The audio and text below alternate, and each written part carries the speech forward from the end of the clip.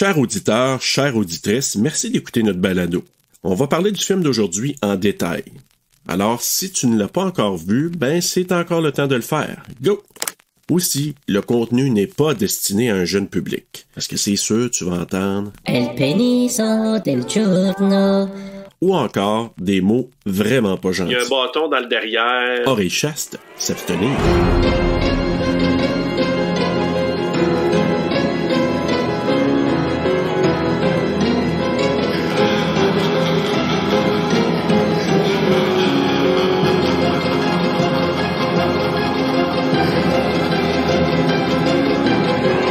They told her it was just a bad dream.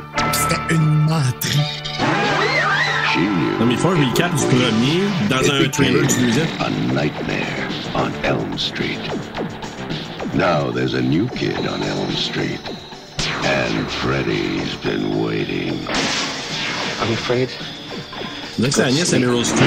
Oui, ça va à Meryl Streep. We'll stay up all night if we have to. I'm not gonna let anything happen to you. Freddy's back. And this time he's not. Puis lui, il met les deux filles en avant de lui. Ah, il y a même pas le chinois. Voyons donc. A Nightmare on Elm Street Part 2. Freddy's Qui flash comme si c'était comme une discothèque. It's coming soon. Ouais, comme en néon, là, Watch quasiment. out for Là. it. Ah, boy. Hey, bonjour tout le monde, bienvenue à Terreur sur le pod TSLP pour la suite de ma franchise, de notre franchise, Les Griffes de la Nuit. Mais aujourd'hui, A Nightmare on Elm Street Part 2, Freddy's Revenge, la revanche de Freddy. OK, c'est pas un mot, right? Oui, c'est un mot. Ben oui, mais c'est juste, je trouve ça drôle. On dit toute revanche, mais c'est revanche en français, mais bon. Ah. En tout cas, salut Bruno. Allô, je sais, je t'ai pas supposé de parler, mais là, j'ai posé une question. Non, je c'est peux correct. essayer quelque chose? Non? Donnez-moi un T! T!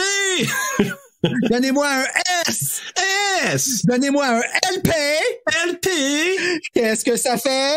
Ça fait Jessie! Oh, mon Dieu, Jessie! Hey, Comment ça film va, de Bruno, ton expérience de Jessie on the pod? Ben, j'ai essayé quelque chose de nouveau avec Jessie, disons ça. J'ai mis mes sentiments pour Jessie de côté pour apprécier le film et je l'ai vu d'un autre œil. Mais avant de parler de ça, je veux qu'on parle de notre invité. Puis là, on est vraiment de bonne humeur. Tu vois, on est éclaté aujourd'hui parce que justement, on reçoit quelqu'un qui fait ressortir ça de nous et j'ai nommé Danny Michael, Dépassionné. Bonjour, Danny Michael. Salut! Hey, ça faisait déjà un beau moment. La dernière fois que je suis venu ici, on avait quand même tout un classique assez hallucinant. Mais là, cette fois-ci, quel autre classique assez hallucinant, on va te le dire aussi. Ben oui, mais avant de parler de ce classique hallucinant, là, toi, t'es-tu au courant de tout ce qui est arrivé par rapport à Dead Dix depuis que t'es venu pour Dead Dix? Ben, je sais que vous m'aviez parlé que vous aviez rencontré la réalisatrice, ou en tout cas, elle était venue vers vous. Il y a eu comme tout un moment. Ça a été un des épisodes qui a été les plus écoutés à un certain moment aussi. Mais après, j'ai aucune idée. Mais ceci étant dit, c'était tellement un film incroyable. Ben oui, puis c'est comme devenu un classique de terreur sur le pod pour vrai parce que non seulement on a eu des comebacks des réalisateurs, mais aussi des acteurs et on les a reçus sur le podcast aussi pour l'épisode de Donnie Darko. C'est malade. Le plus long à date, hein, le plus long aussi. Hey, on a reçu, je pense, comme 4 heures et quelques autres. Oui, imagine. Et puis on en avait à dire, là, c'est fou, c'était comme... Puis tu sais, je sais pas, il y a comme quelque chose qui est arrivé par rapport à Dead Dix grâce au pénis, encore une fois. Ben écoute, il était tellement marquant, c'était la pièce de du film. Hey, d'après moi, ils vont faire un prop un moment donné ou une espèce de memorabilia, là, comme le dick. Mais en 4K, quand ils vont sortir en 4K, ils vont le mettre. On va y écrire, voir, tu sais, si on est rendu chum avec eux autres aussi bien. C'était quelque chose, vraiment. Mais merci beaucoup, messieurs, de me réinviter sur votre podcast. C'est tellement un plaisir à chaque fois. Ça va être encore un réel plaisir de faire ça ce soir. Pas ce soir, mais aujourd'hui avec vous. Bon, cette nuit, ce soir. Exactement, ce matin. Chères oreilles, là, peu importe à quelle heure vous nous écoutez, là, vous entendez la voix mielleuse de Danny Michael dans vos oreilles. Ouais. Hey, Danny Michael, avant de passer la POC à Bruno sur son impression, toi, je veux avoir ton impression du moment de A Nightmare on Elm Street Part 2. Qu'est-ce que t'en as pensé? Le premier, j'avais 6 ans. Donc, j'étais tout jeune, moi, quand ça sortit, ça. Et ça s'est suivi comme ça jusqu'à mon adolescence, jusqu'à l'âge de 15 ans. Donc, les 15 premières années de ma vie, c'est Nightmare qui a comme fait de moi un cauchemar, on va se le dire. C'était OK, c'était ta franchise. Moi, pour vrai, Freddy, j'avais peur de lui. Je comprenais pas, je voulais pas le regarder. Non. Et quand Michael Jackson est arrivé avec son trailer, j'ai comme retrouvé un peu la même énergie que Freddy. Je tripais pas tant. Et puis, évidemment, à l'adolescence, j'ai repris tous ces classiques et j'ai regardé ça avec beaucoup d'humour. Et là, à l'âge adulte, on va se le dire, j'ai regardé ça avec beaucoup de sentiments vraiment privilégié parce que je retourne tellement dans mon enfance en regardant ça. Voir l'époque juste le téléphone, tu sais, quand elle dit la mère Lisa, téléphone. Écoute, aujourd'hui, téléphone, on n'entend plus ça, là, la mère dire à son enfant, Lisa, téléphone. Mais non, la mère, elle sait même plus que le téléphone de la jeune a sonne en ce moment parce qu'il est sur vibration. C'est une vibration, c'est un texto, etc. Donc, de retrouver ça, de voir les looks de ces années-là aussi, moi, je trouvais ça vraiment particulier de me rebaigner là-dedans, en fait. Et quand j'ai vu les émissions, ben bien sûr, tu sais, quand on vieillit, on a nos études qui viennent, qui sont comme en background. Là, je me disais, mais c'est quoi l'intention de Wes Craven là-dedans? J'essayais de comprendre. C'est même pas Wes Craven. En plus! Ben non, Wes Craven, il a fait le premier puis le septième. OK, excusez, vous voyez, je suis un inculte. Ben non, mais écoute, ça n'a aucun rapport. Il y a quand même quelque chose de dissimulé là-dedans, que ce soit intentionnel ou pas. Ah, il y a vraiment quelque chose de dissimulé. Oui. Il y a quelque chose qui, pour nous autres, les homosexuels... Et là, j'utilise le bon terme. Oui. C'était notre film à nous autres. Moi, j'étais pas là dans ce temps-là. Tu sais, c'est sorti quoi, en 85, ce film-là? En 84. 85, oui, excuse, c'est le deuxième. Bon, j'avais 1 an, 2 ans, là, tu sais, fait qu'on s'entend que moi, j'ai pas vécu ça là. Moi, Freddy, je l'ai toujours regardé en survol, tu sais, ça a jamais été quelque chose que j'ai trouvé épeurant parce que je trouvais qu'il craquait des jokes pis tout ça.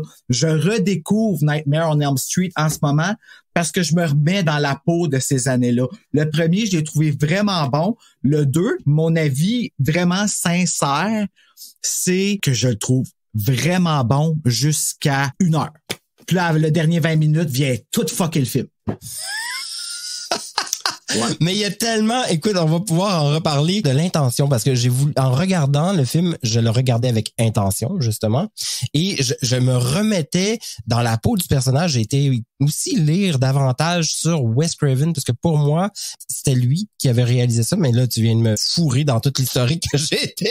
Non, mais c'est correct parce que c'est le créateur de Freddy, tu sais. Puis il y a quelqu'un qui est arrivé ici avec un peu comme Halloween 3.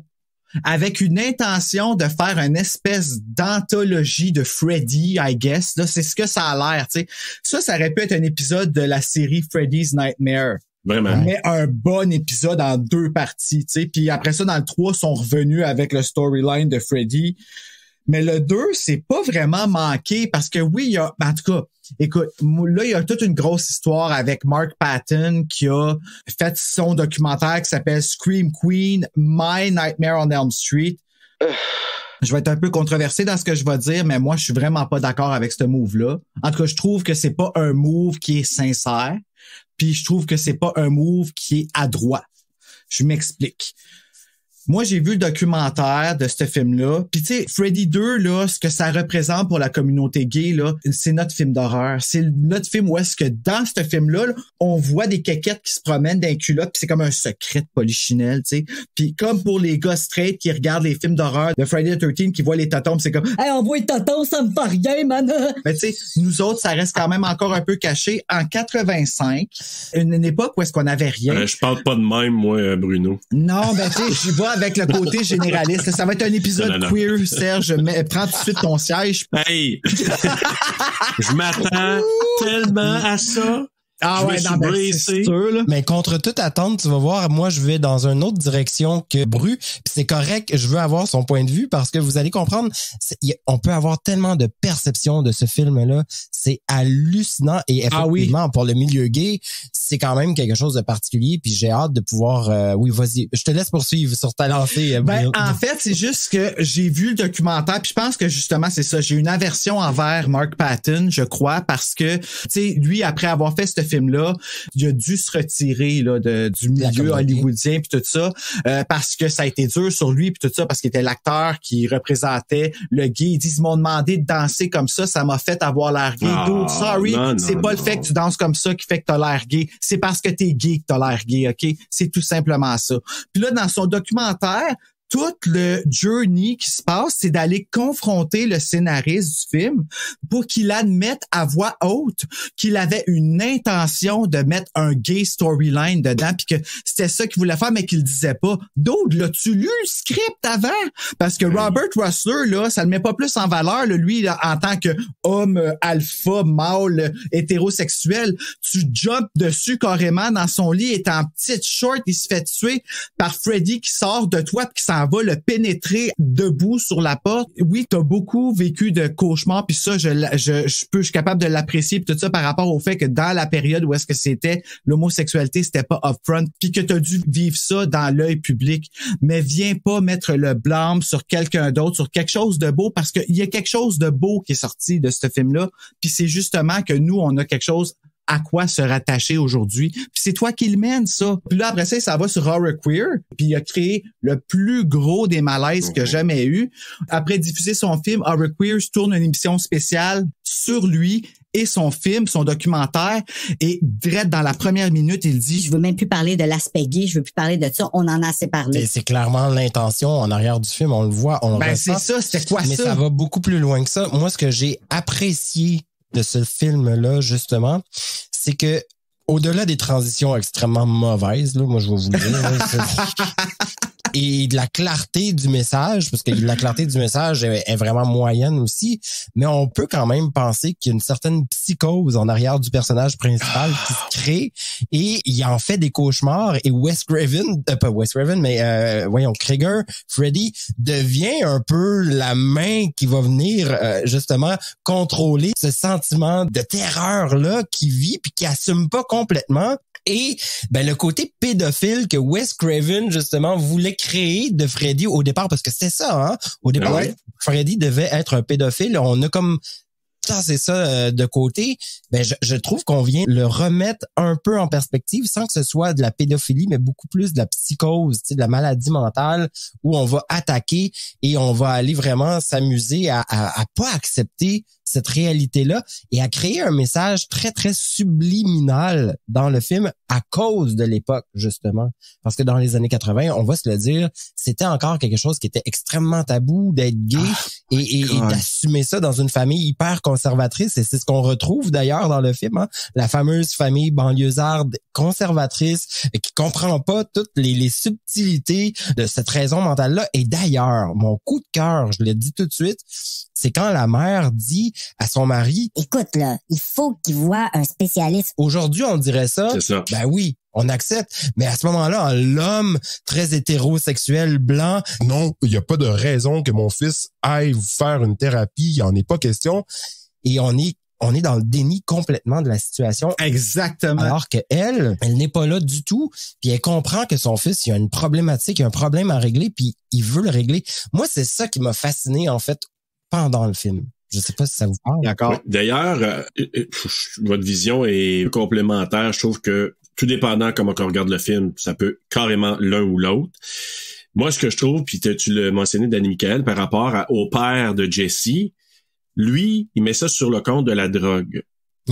Puis au-delà de ça, je pense qu'il souhaiterait que son gars soit drogué au lieu d'être gay. Ouais. Selon moi, parce que, tu sais, il essaie de dire ça tout le temps, là. C'est quoi tu prends comme drogue? Qu'est-ce qui s'est passé? Je prends pas de la drogue, c'est Freddy qui me rentrait dans mon corps. Ben oui, mais c'est parce que tu fabules, qu'est-ce qui se passe avec toi? Mais oui, c'est de la répression, c'est que ça veut sortir de lui, mais le père, il préfère peut-être d'autres choses que le faire sortir vraiment sa vraie nature. Mais est-ce que c'est important de savoir s'il y avait une intention derrière dans mesure où est-ce que... Moi, je trouve que oui. Moi, je trouve que oui. Oui, pour l'époque. Okay. Aujourd'hui, non. Aujourd'hui, non, mais à cette époque-là, tout était important dans les films parce qu'ils venaient décrier généralement quelque chose, une situation qu'on parlait pas. Et d'autant plus dans les années 80, on va se rappeler, là, je m'en vais dans le champ gauche, mais Chambre en ville fait partie un peu de la fin de cette époque-là où on dénonçait les tabous. On était vraiment dans la dénonciation des tabous dans les années 80 parce que dans les années 70... Ben, Jeannette Bertrand.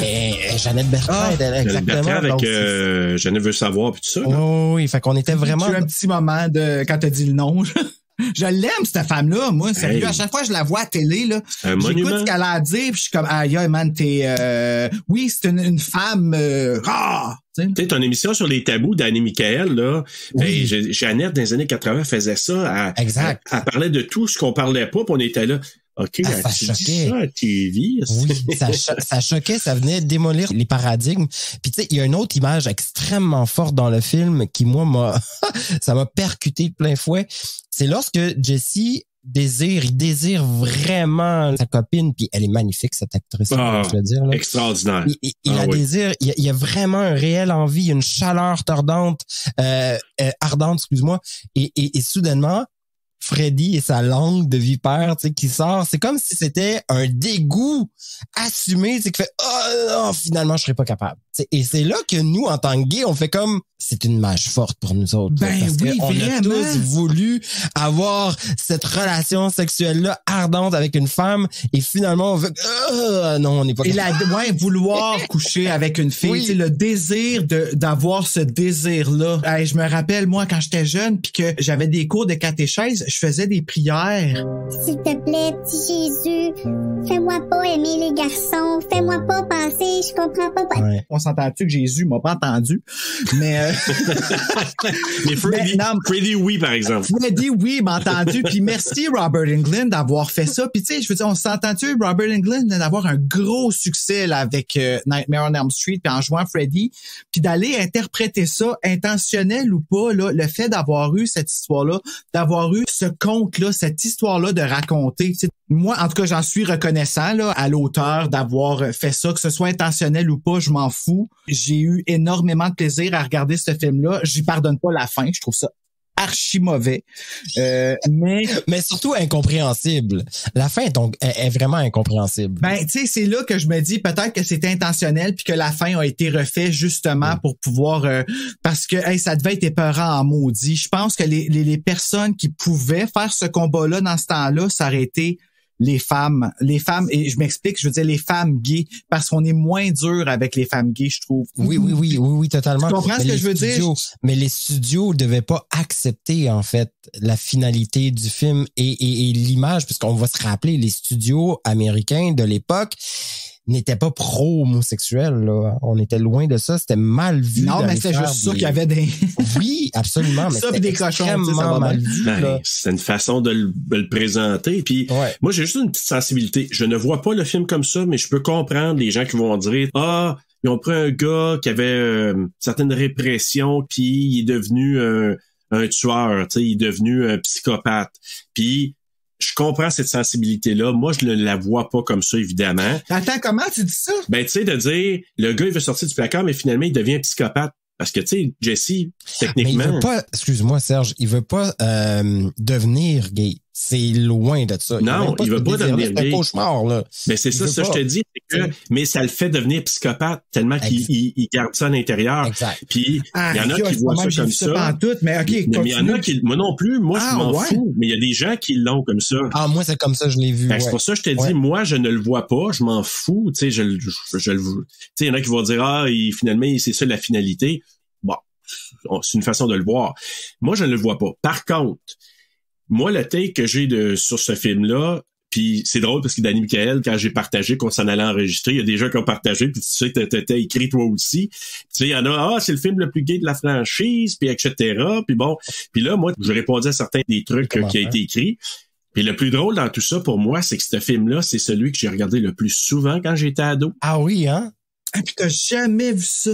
Et je l'ai dit dans un des posts, j'étais naïf. Probablement parce que moi, j'avais un méchant kick sur Lisa, là, parce que... C'est vrai qu'elle est belle. Elle est vraiment belle. Hey, mais une beauté naturelle. Oui, exact. Mais pas une actrice naturelle, par exemple. Désolé, là, je vais lui donner ce cas-là, mais c'est pas une actrice. Ben, elle était jeune. On va mettre ça sur le compte de la jeunesse. Ça ressemble à Meryl Streep, mais ça s'arrête là, mais... Elle a pas l'arc-en-ciel d'émotion, mettons. Bon, ben, je vais en parler, là, puis ouais, ça, c'est peut-être la partie, en tout cas, on va en revenir tantôt. Je la mettrais dans le même club que Jenny et Gutter à la fin de American Werewolf. C'est drôle, j'y ai pensé un peu en pensant à toi. C'est drôle parce que, on parle de Nightmare 2. Et en regardant, moi, j'ai eu envie de me replonger justement dans l'univers de Freddy et surtout de Wes Craven, parce que je voulais comprendre d'où est-ce que ça partait, son trip, en fait, là, de vouloir créer ce personnage-là mythique, au même titre que Les Frissons, un autre Scream. C'est quand même lui qui est le précurseur des fameuses lames d'horreur dans les studios américains. Et là, je lisais ça puis je me disais, mais ça a un lien, clairement, j'imagine, avec Édouard aux mains d'argent, Scissor, je sais jamais comment Edward Scissorhands. Merci beaucoup. Parce que on va se rappeler que dans Nightmare 1, Johnny Depp, il joue un rôle marquant. J'avais jamais catché ça. Et évidemment, Tim Burton, lui, a décidé de prendre Johnny Depp dans Édouard aux mains d'argent et ils ont mis les lames justement pour faire un rappel à Freddy Krueger. Et je trouvais ça bien important de le nommer aujourd'hui parce que c'est un film qui, pour moi aussi, des connotations un peu gays et qui a des connotations, tu sais, le côté comment qu'il s'appelait le monstre là, Frankenstein. C'est un mélange de Frankenstein et on allait dire Michael Myers. Michael. C'est un mélange de Frankenstein et de Freddy Krueger, finalement, Edouard, tu vois. Et je trouvais ça bien intéressant de venir faire ce clin d'œil-là avec cet épisode-là où, justement, il vient comme frapper l'imaginaire dans les cauchemars. Écoute, on va rentrer dans le film dans quelques instants. Juste mentionner que j'ai tellement une vision différente maintenant de ce film-là. J'ai tellement regardé, apprécié, cajolé quand j'étais ado, puis j'ai tellement... On va en parler là pendant le film, puis même dans les coups de cœur, coups de couteau, mais j'ai tellement pas trippé cette fois-ci, là.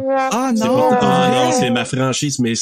Non, puis probablement en contraste en regardant le premier puis le deuxième très près l'un de l'autre. Ben oui, mais clairement. Je retiens quelque chose, Bruno, que tu as dit au tout début tantôt. Faut vraiment le regarder avec une optique. C'est une bébête à part. Oui. Mais c'est correct. Ils ont essayé quelque chose, tu sais. Oui, exact. Il y a quand même quelque chose qui est ressorti de ce film-là. Puis tu sais, je sais que j'ai été harsh là par rapport à Mark Patton. Puis on s'entend là, tous les combats qui ont été menés par rapport à l'homosexualité, s'il y en a pas un qui est pire que l'autre, et je vais pas diminuer ça pour qu'est-ce qu'il a vécu. Il a vécu quelque chose de rough, mais ça découle pas du film, selon moi. Pas de ce que j'ai vu en regardant le documentaire. Moi, ce que j'ai senti en tant que spectateur, c'est que c'était personnel. Fait que d'arriver après ça sur un podcast, c'est peut-être ça aussi qui est venu me chercher, le fait que ce soit sur un podcast qui s'en va pour faire de la promotion, il arrive là puis il casse le podcast en partant, il casse les deux animateurs, ça dilue le propos, je pense. C'est comme si j'arrive, là, j'ai un message, je l'amène de façon positive en disant... Ça n'a pas été trippant, mais pour moi, ce combat-là, je le fais parce que c'est important, Ça, c'est une voie que j'aurais trouvé intéressante. Exact. D'arriver, de dire, ah non, puis de jouer trop à la victime, puis de trop mener ce combat-là pour moi, my nightmare, ça, j'ai pas aimé ça. Ah, Serge, sérieusement, là, je peux plus vivre sans toi. Comme tu mets en mots exactement, mais en mots corrects de qu'est-ce que j'ai besoin. Parce que je me mets le pied dans la gueule tellement facilement, tu sais. Puis, mais honnêtement, c'est dur à expliquer, puis c'est délicat, cela, dire des choses comme ça, parce que j'ai l'air de diminuer quelque chose, puis que c'est hypocrite. Mais on se rappelle, Serge, dans mon clip, t'étais le père de Jessie aussi, tu sais. Faudrait qu'on te montre ça à un moment donné, Danny. Oui, mais parce que là, j'ai aucune idée de ce que vous parlez. Serge, je jouais mon papa dans une vidéo clip contre l'homophobie. Ah, c'est bien hot, ça. Ouais. Sauf que Bruno, il était joué par quelqu'un d'autre plus jeune parce qu'on n'a pas un si grand décalage que ça. C'est ça. On jouait moins dans la jeunesse. Ben oui, c'était un throwback, tu sais, c'est comme retour vers le passé, vers le futur. Mais très important, puis on pourrait clore cette section-là, puis après ça, on va aller vers le film comme tel. Yes. Moi, le regard que j'ai aussi, c'est je regarde aussi Mark Patton avec sa performance d'acteur. OK. Ouais. Et par moments, je l'ai trouvé très bon en l'analysant cette fois-ci. À certains moments, je le regardais, puis je le trouvais par moments terrifiant. Ben, complètement. Terrifiant, je suis d'accord. Ah, écoute, quand il va voir, il y a une séquence qui m'a frappé plus que les autres, puis je vais vous le dire tout de suite, là, parce que on passera à travers ça tantôt plus rapidement. La séquence quand il rêve, puis il voit sa sœur, la corde à sauter, puis qu'elle fait la petite comptine, là, au ralenti. Ça, cette scène-là, j'ai dit, wow, j'aurais payé 3 piastres et demi peut-être là, pour voir ce film-là. 3 piastres et demi. Ouais, parce que pas 5 piastres, mais 3 piastres et demi, oui. Mais le voir son visage aussi sombre...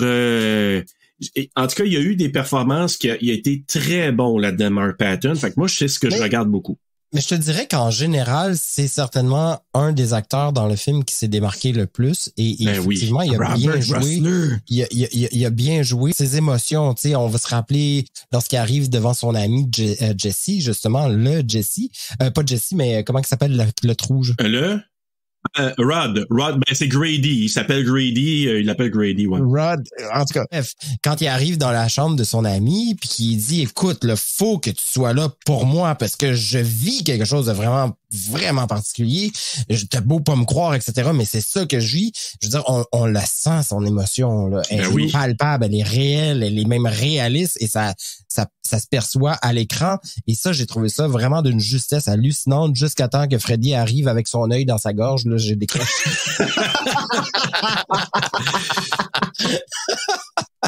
À voir que c'est assez surréaliste, par exemple. Ah, complètement. Mais en même temps, moi, je veux qu'on célèbre Mark Patton pour sa performance parce que, oui, et je suis tellement heureux de l'avoir découvert en anglais, parce que moi, quand j'étais ado, quand je le regardais, la première fois peut-être en anglais, mais en français, ça a tellement un point de vue. Moi, j'ai regardé les 2 versions là dans les derniers jours, là. Oh, que c'est pas bon. Puis elle dit... Oh, il a pas l'air gai, dis donc. Comment tu trouves? Dans l'autobus au début, là, ouais. En anglais, c'est pas ça. Moi, en français, je l'ai trouvé délicieux. Le film, là, honnêtement, là, c'est un autre film. C'est une dérape. Complètement. C'est une dérape en français. Mais c'est... Écoute, sérieusement, là, Secret des dieux, là, fumer la moitié d'un joint puis écouter le film en version française, là, c'est délicieux, man. Sérieusement, j'ai adoré ça. Ah, c'est une autre expérience, carrément. Espèce de fumier! Tu l'as assassiné! OK, mais là, c'est ça. Moi, je me rappelais pas d'avoir écouté le film en français, donc c'est évident que vous venez de me le vendre. Mais effectivement, en anglais, tu sais, c'est quand même, on est beaucoup dans l'américain, là. Américain conservateur de l'époque. Fait que oui, et au Québec, c'est sûr qu'ils ont dû faire une... En fait, c'est de la France. Oui, c'est de la France, celui-là. Oui. C'est encore plus délicieux. Oui, c'est plus délicieux à cause de ça. Oui, je suis bien d'accord. C'est un autre film complètement, vraiment, là. Ça, je pourrais le mettre dans mes coups de cœur de la semaine. OK. Oui, je comprends pourquoi. Hey, écoutez, on va y aller avec le résumé du film, puis après ça, la fiche technique pour part dans le film. Alors, j'y vais avec le résumé. La famille Walsh emménage dans la maison du 1428 Elm Street. À peine installé, Jesse, l'aîné des enfants, expérimente de terrifiants cauchemars tandis que des phénomènes étranges se produisent autour de lui. Freddy Krueger semble avoir survécu et a maintenant pour but de posséder le corps de Jesse, ou d'y entrer, afin de commettre de nouveaux meurtres. Lisa, la copine de Jesse, réussira-t-elle à déjouer les plans du célèbre maniaque de la rue Elm? Je m'appelle Jesse et je viens d'emménager dans la maison de Nancy. Puis au lieu de faire ma chambre, je lis son journal. Steve malade mental brûlé qui a tué toutes ses amis. Mais toi quand je me touche, moi je pense à Grady. Puis tout le monde sait que ma beard, c'est ça, c'est Meryl Streep. Attention quand j'arrive, quand je dis petite popone, quand je portais les tripotés avec les griffes de Freddy. Griffes de la nuit, toutes les griffes de la nuit, les griffes de la nuit. Les griffes de la nuit, la revanche de Freddy. Les griffes de la nuit, les griffes de la nuit, les griffes de la nuit. as if que c'était mieux de dire d'y rentrer, tu sais. Ou de pénétrer. Ça me tentait de juste mais je trouve que les deux se complétaient un petit peu. Alors voilà, fiche technique, Bruno. Hey, good job, les filles. Ouais, c'est pas que ça a l'air encore, là, mais good job. La chanson originale qui a inspiré ce résumé chanté est Woman Like Me, Little Mix. Oui, j'en suis sûr. Donc, A Nightmare on Elm Street Part 2, Freddy's Revenge, version française au Québec, pas doublé au Québec, mais on a un titre québécois qui est Les Griffes de la Nuit 2, La Revanche de Freddy. C'est le fun parce qu'on a une continuité cette fois-ci dans le titre, là, parce qu'en français, en France, je pense que c'est juste La Revanche de Freddy ou quelque chose comme ça. Oui, là. exactement, c'est ça, c'est en plein ça. Un film réalisé par Jack Shoulder, écrit par David Chaskin, basé sur des personnages créés par Wes Craven. Freddy, bien sûr, produit par Robert Shea de New Line Cinema, une cinématographie de Jacques Aitken et Christopher Tofty.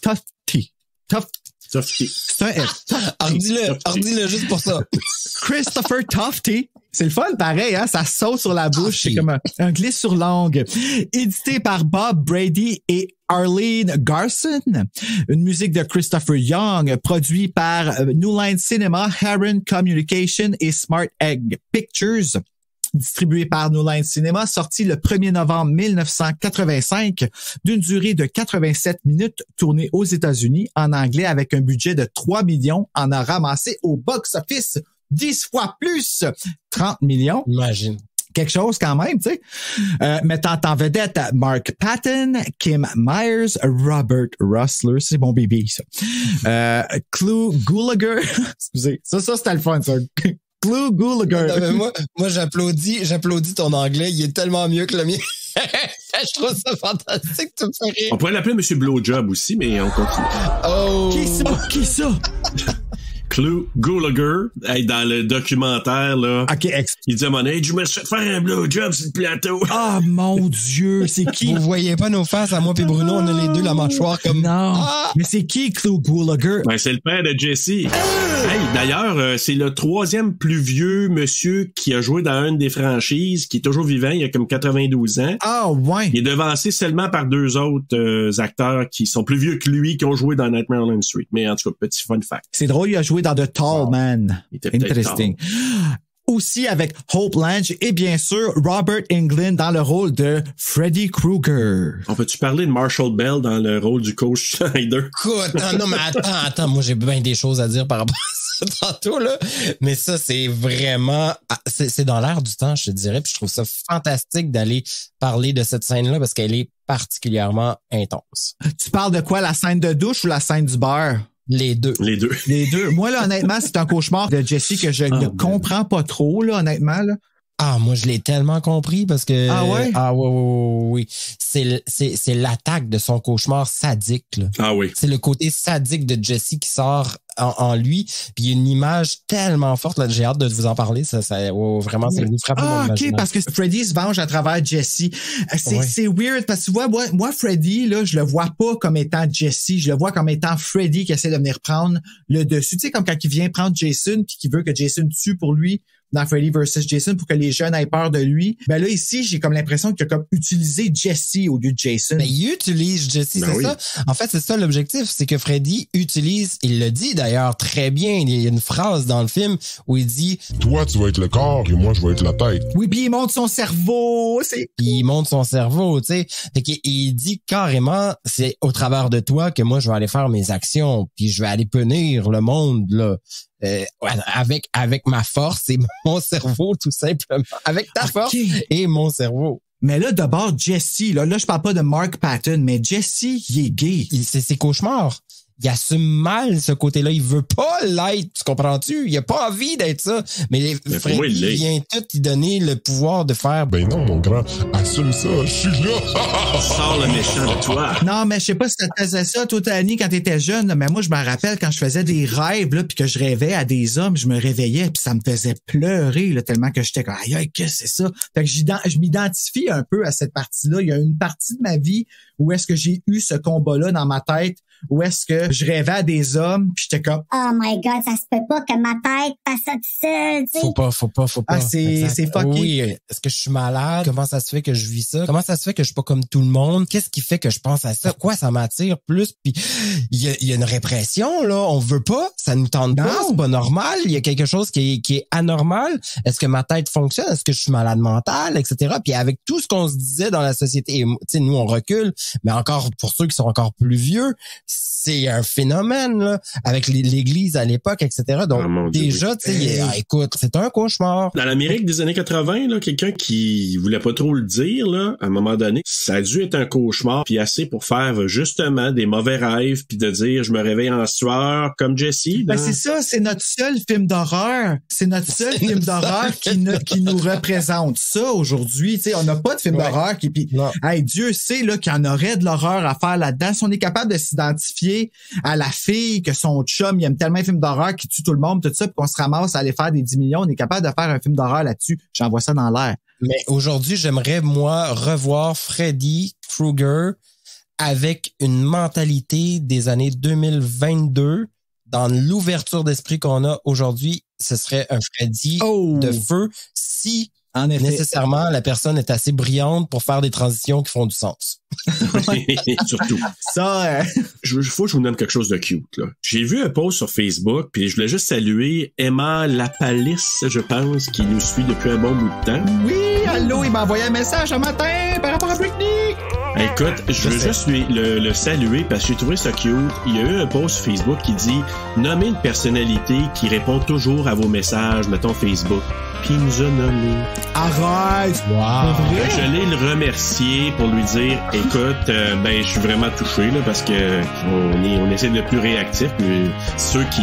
Si j'ai pas répondu à certaines personnes sur Facebook, Bruno est sur Instagram, je suis désolé, mais j'essaie de le faire plus souvent, puis j'essaie d'être interactif. Mais j'ai trouvé ça cute. Merci beaucoup. On l'apprécie beaucoup. Moi, on va partir dans le film, mais c'est... Le début, moi, je trouvais, là, ça m'a ramené à mon adolescence parce que je trouve que le début est quand même intéressant. J'arrive du corps français avec la musique weird, industrielle, comme ça a l'air comme dans une usine. Il a vraiment réussi ça au départ, avec l'autobus qui s'en vient. Le titre qui déchire l'écran. Ça, j'avoue que ça part bien. Ça nous fait pas quelque chose à nous autres sur notre télé. Non. Mais quand tu la regardais au cinéma avec le grain puis tout ça, puis que tu voyais ça, ça a dû faire comme si l'écran il se déchirait. Là, ça devait être malade. C'est exactement ce que ça faisait. Tu sais, Freddy. Oui. Mais moi, ce que je trouve, c'est que je venais de voir le premier. Tu sais, je n'ai parlé dans la semaine passée. J'avais vu le premier, l'original, quelques temps avant, pas beaucoup. Là, j'entends parler que le deuxième sort au club vidéo. Je vais louer le film en bêta, probablement à ce moment-là. Oui, c'est ce que j'avais. Mais là, Serge, faut que tu exprimes clairement c'est quoi un club vidéo, parce qu'on va se le dire, les jeunes en bas de 20 ans, même pas Max qui est venu à notre épisode, Max Daquin, il travaille dans un club vidéo à Québec. On salue d'ailleurs, on commence à nous suivre sur Vidéo Centre-Ville. Le dernier d'ailleurs, il a été affiché dernièrement, mais un club vidéo, c'était la place. Là. Oui, vraiment. La mecque du cinéma de location, là, c'était ça. Là. Écoute, on allait là, puis écoute, moi je me souviens, j'étais devant les pochettes, là, j'étais là, wow! Et cette pochette-là, du deuxième, qui est différente que le poster qu'on voit beaucoup depuis un certain temps, mais c'était Freddy avec du feu en arrière de lui, en avant-plan avec son gant. Tu voyais, OK, c'est lui la vedette à partir de maintenant. Donc, c'était vraiment en avant-plan, là. Faut se rappeler que déjà, à l'époque, dans les années 80, la musique, au-delà de la musique disco qu'il y avait eu dans les années 70, bien sûr, le rock qui était hyper présent là, dans les années 80, là, c'était la musique à la mode. Oui. Donc, vraiment, wow. Ah non, mais c'est quelque chose. Quand t'arrivais, puis tu voyais une image ou un poster avec un gars qui a un chapeau, la peau brûlée, les lames dans la main, les flammes en arrière. Écoute, tu regardais, puis t'étais comme... Ça se peut-tu vraiment? C'est vraiment un cauchemar. C'est un film d'horreur. C'est vraiment l'image de l'horreur. Ça se peut-tu quelque chose de cool comme ça, là, tu sais, là? C'est cool. Ah oui, c'était vraiment cool. À quelque part épeurant parce que, tu sais, je veux dire, on commençait, là, tu sais, il y avait le premier, puis là, il y a celui-là, puis là, on se dit, wow. Puis là, t'écoutes ça commence avec la musique, tu sais, le corps français, là, qui joue, l'espèce de musique de cuivre, là, puis tout, ça se positionne, l'autobus qui arrive. Robert Englund qui conduit l'autobus d'ailleurs. Donc oui, fait que tu sais direct en partant que c'est, tu sais, ceux qui le connaissent, ben là, on le connaît aujourd'hui, fait quand on le voit, c'est sûr, là, mais je veux dire, dans ce temps-là, ceux qui le connaissaient, le peu de gens qui avaient vu son vrai visage en le voyant, en fait, oh, ça va être Freddy. Tu sais, là, c'est très cool, tu sais. Puis on est dans les premiers, tu sais, oui, il y en a eu quelques-uns avant, mais on est quand même dans les premiers balbutiements des films d'horreur à la télévision, là. Dans les années 80, c'est comme l'apogée des films. Ah ouais, là, ça a parti. Mais surtout des franchises. Il n'y avait pas de grosses franchises avant. Dans ce cas-là, tu sais, on part sur une franchise. Halloween en avait sorti vendredi 13. Là, t'arrives avec un gars qui vient dans ton rêve avec des griffes, avec un visage Jason, brûlé, qui vient... Ils ont comme ça sorti. Ah oui, ben c'est de l'intrusion dans ton intimité, là, ce qui fait Freddy. Donc, et là, c'est ça. Ben, ils sont dans l'autobus. Puis là, justement, tu sais, Jessie qui est là avec... et ils font la run d'autobus. Il reste juste Jessie, les deux filles qui se moquent un peu de lui. Lui qui est...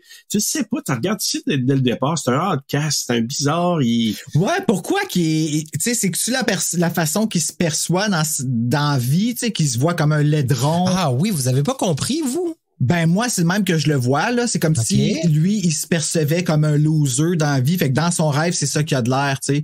Puis tu sais, tu le vois quand Freddy apparaît, puis qu'il avance, il pogne les deux filles, puis il les met en avant de lui, tu sais, pour se protéger. Comme il est vraiment le pire loser qu'il a pas. Ouais, c'est ça.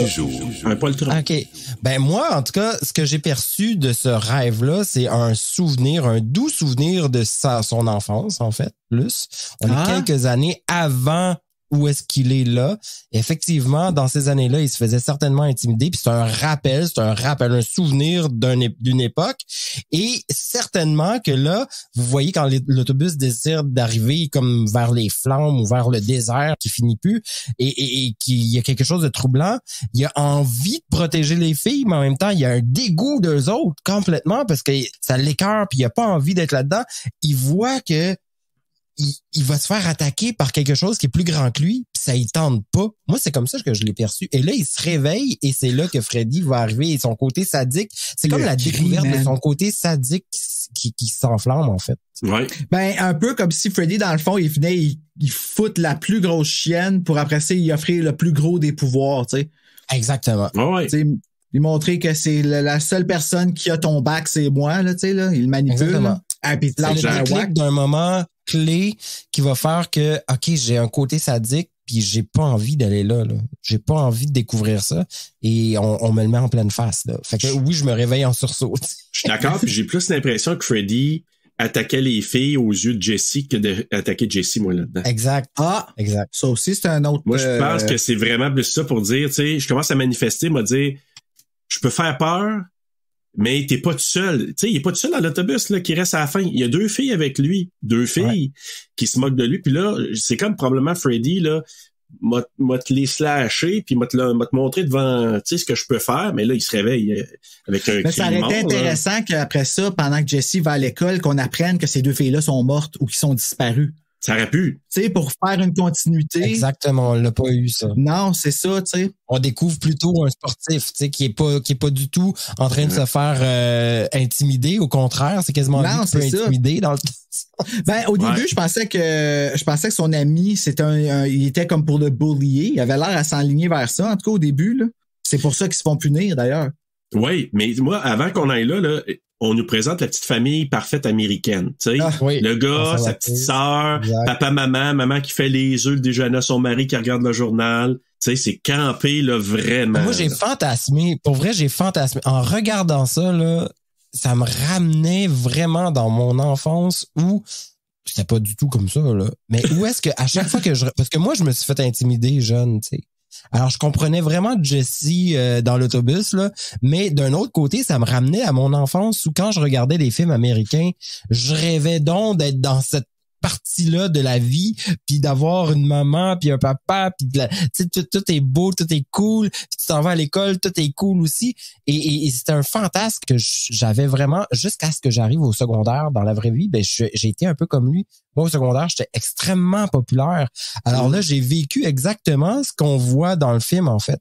C'est-à-dire que j'avais des cauchemars là enfant, mais quand je suis arrivé à l'adolescence, vraiment, c'était wow, tout est cool, tout est le fun. Puis je vivais enfin mon rêve américain de l'époque quand j'étais enfant, puis je souhaitais donc que ce cauchemar de l'intimidation arrête. Moi, pour vrai, ce début de film-là m'a ramené là une claque d'en face. Ouais, moi aussi, je vais t'avouer que peut-être pas mon enfance, mais je comprends ce que tu veux dire, le côté de il nous a ramené je te dirais que c'est le film dans lequel on a plus de réalité possible dans la série de Freddy, je parle.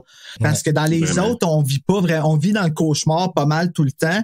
Ici, on est dans la réalité que le cauchemar affecte. Ouais. Exact. Comme et là la différence. Puis ça, c'était le fun d'avoir quelqu'un. Désolé de dire ça, ça a l'air vraiment d'un défaut, là, mais quelqu'un d'ordinaire comme Jesse. Il est ordinaire. Oui, c'est ça, il est ordinaire. On n'a pas à s'excuser du fait que le gars, dans le personnage, c'est un jeune ordinaire là, qui vit qui vit la vie d'un petit sportif, qui va à l'école, puis je veux dire, on peut pas avoir plus ordinaire que ça, là. On va se le dire. Non, c'est ça, tu sais. Puis qui a la chance d'avoir une très belle, une très belle blonde. Une très belle beard.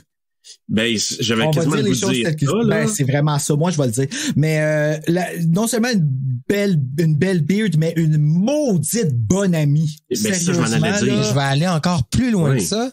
On va aller dans un autre tabou, parce que, rappelez-vous que cette actrice-là a les cheveux roux. Et à l'époque, les jeunes femmes qui avaient des cheveux roux se faisaient intimider là comme jamais. Tous les roux, en fait, se faisaient intimider. C'était la carotte. T'as-tu vu la carotte? Et là, on a une actrice magnifique aux cheveux roux qui vient comme vraiment adoucir l'image du gars qui va être le sadique là, tu sais, du film.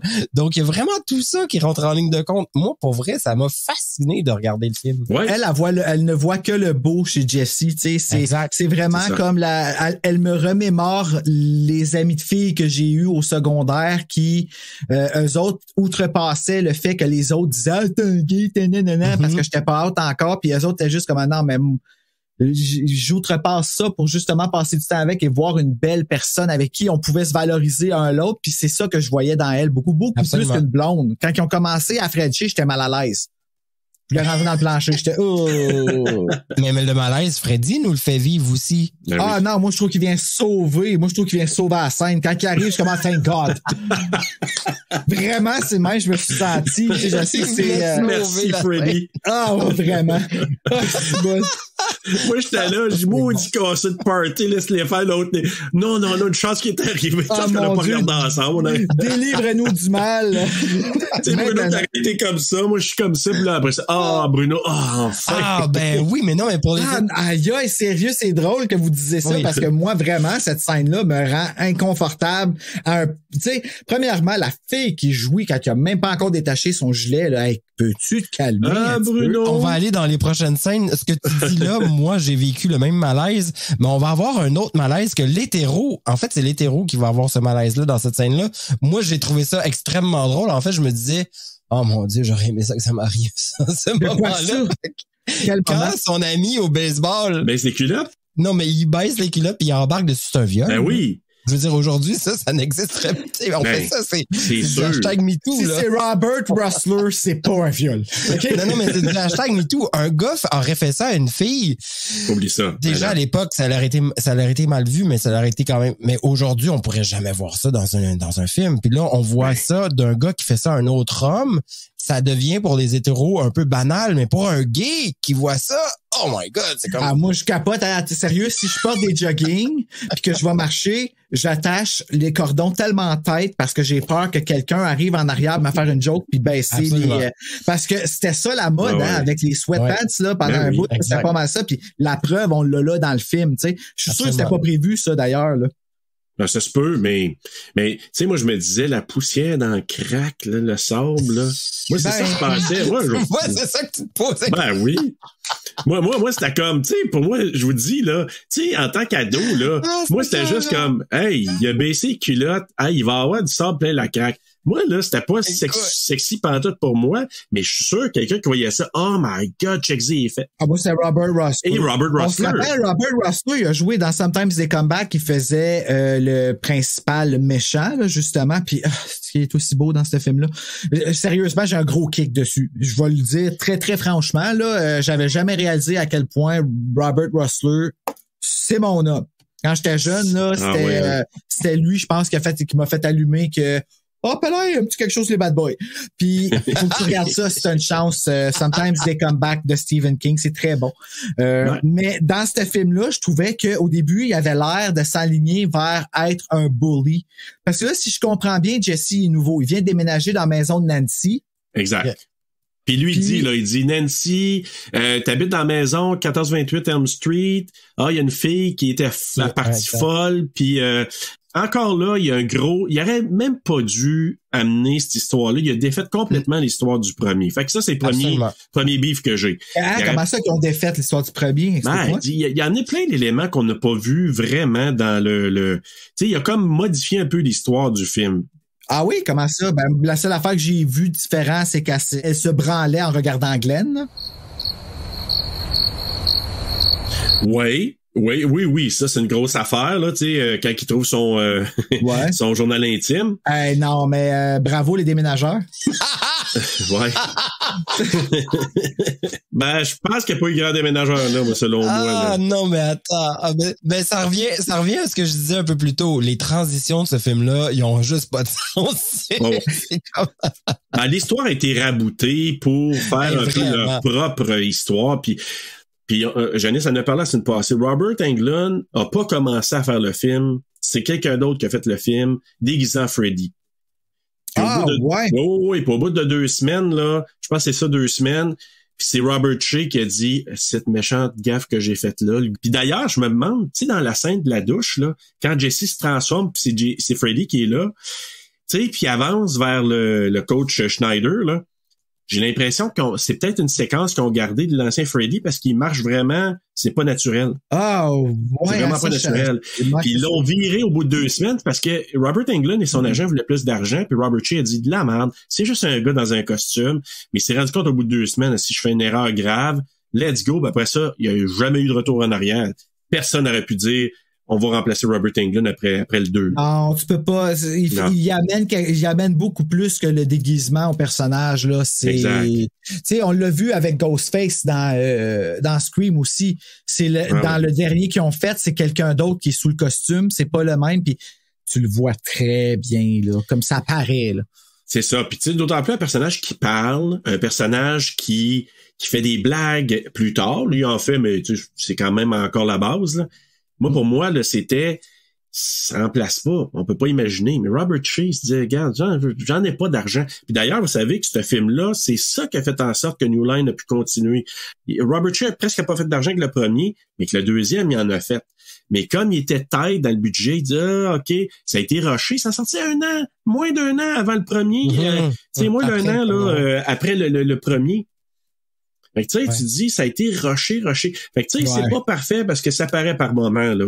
Ben oui, ça paraît vraiment par moment que ça. Les transitions, là, c'est sûr. Parce que ce film-là, au-delà du classique, imaginez s'il avait été vraiment bien construit, encore plus dans l'intention, parce que moi, je crois vraiment qu'il y a une intention en arrière de ce film-là, et que les transitions avaient été acceptables, etc.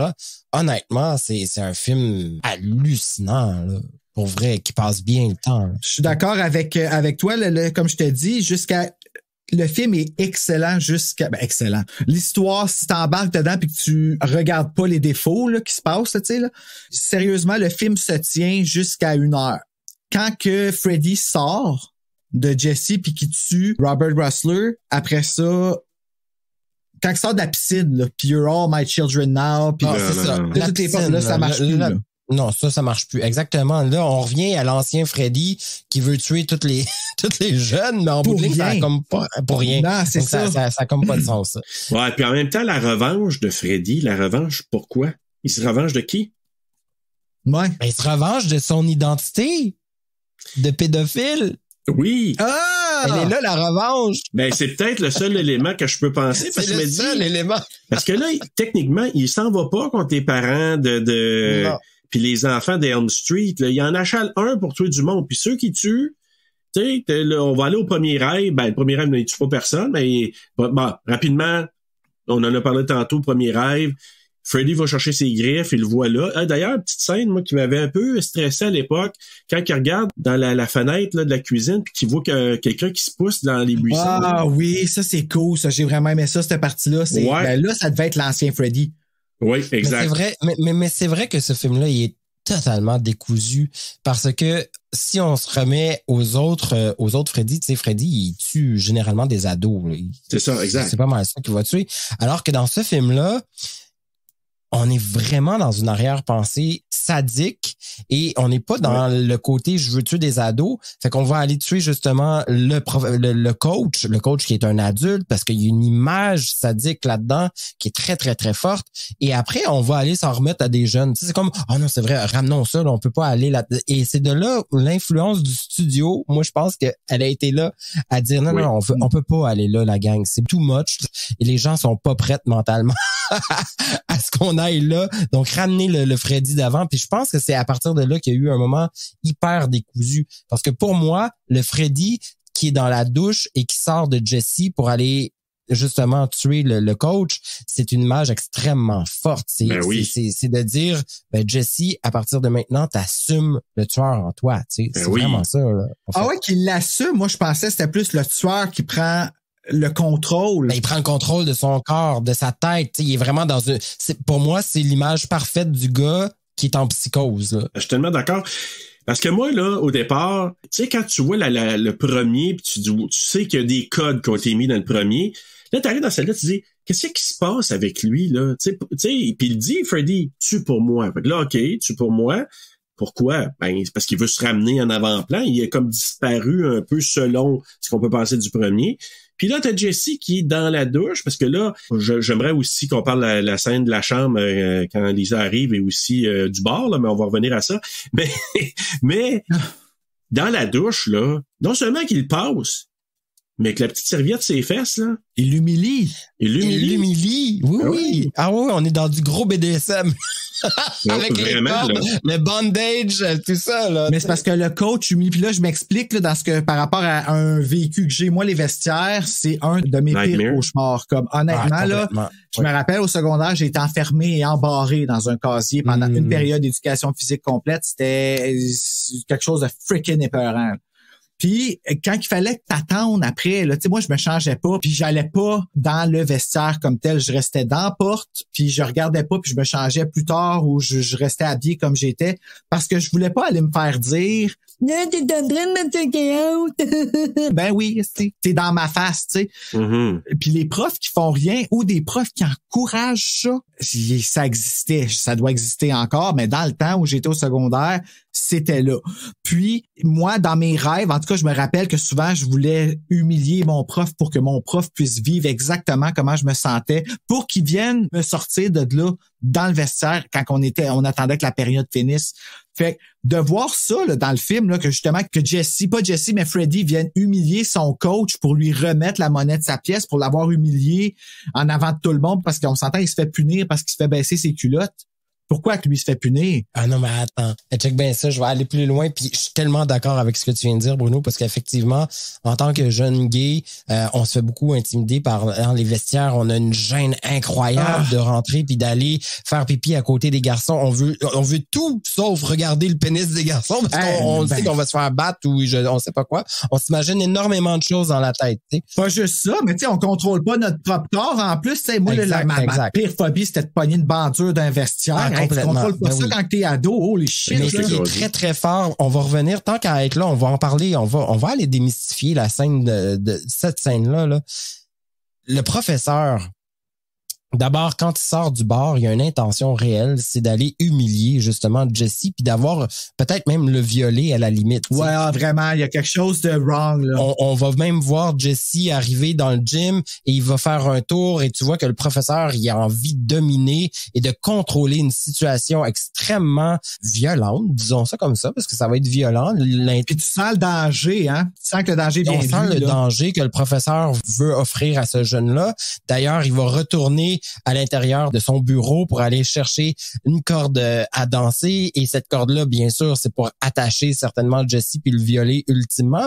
Mais là, je vais revenir à mon enfance pour que vous compreniez l'image, l'impact que ça a fait, moi, quand j'ai regardé cette scène-là. À un moment donné, Freddy commence à arriver. Hein? On voit que là, le fantôme arrive dans le local du professeur et tout va être lancé. Les ballons, le ballon de football, le ballon de basket, le ballon de chasseur, les balles de tennis, etc. Et moi, ça, c'est une image extrêmement forte parce que justement, quand on est un jeune gay, on n'attrape pas les ballons. Le sport, c'est quelque chose qui est tellement... en tout cas, pour une généralité, parce que bien sûr, il y a bien des gays qui ont été sportifs, mais il y en a beaucoup d'autres qui l'ont pas été puis qui se sont fait beaucoup intimider par rapport à ça.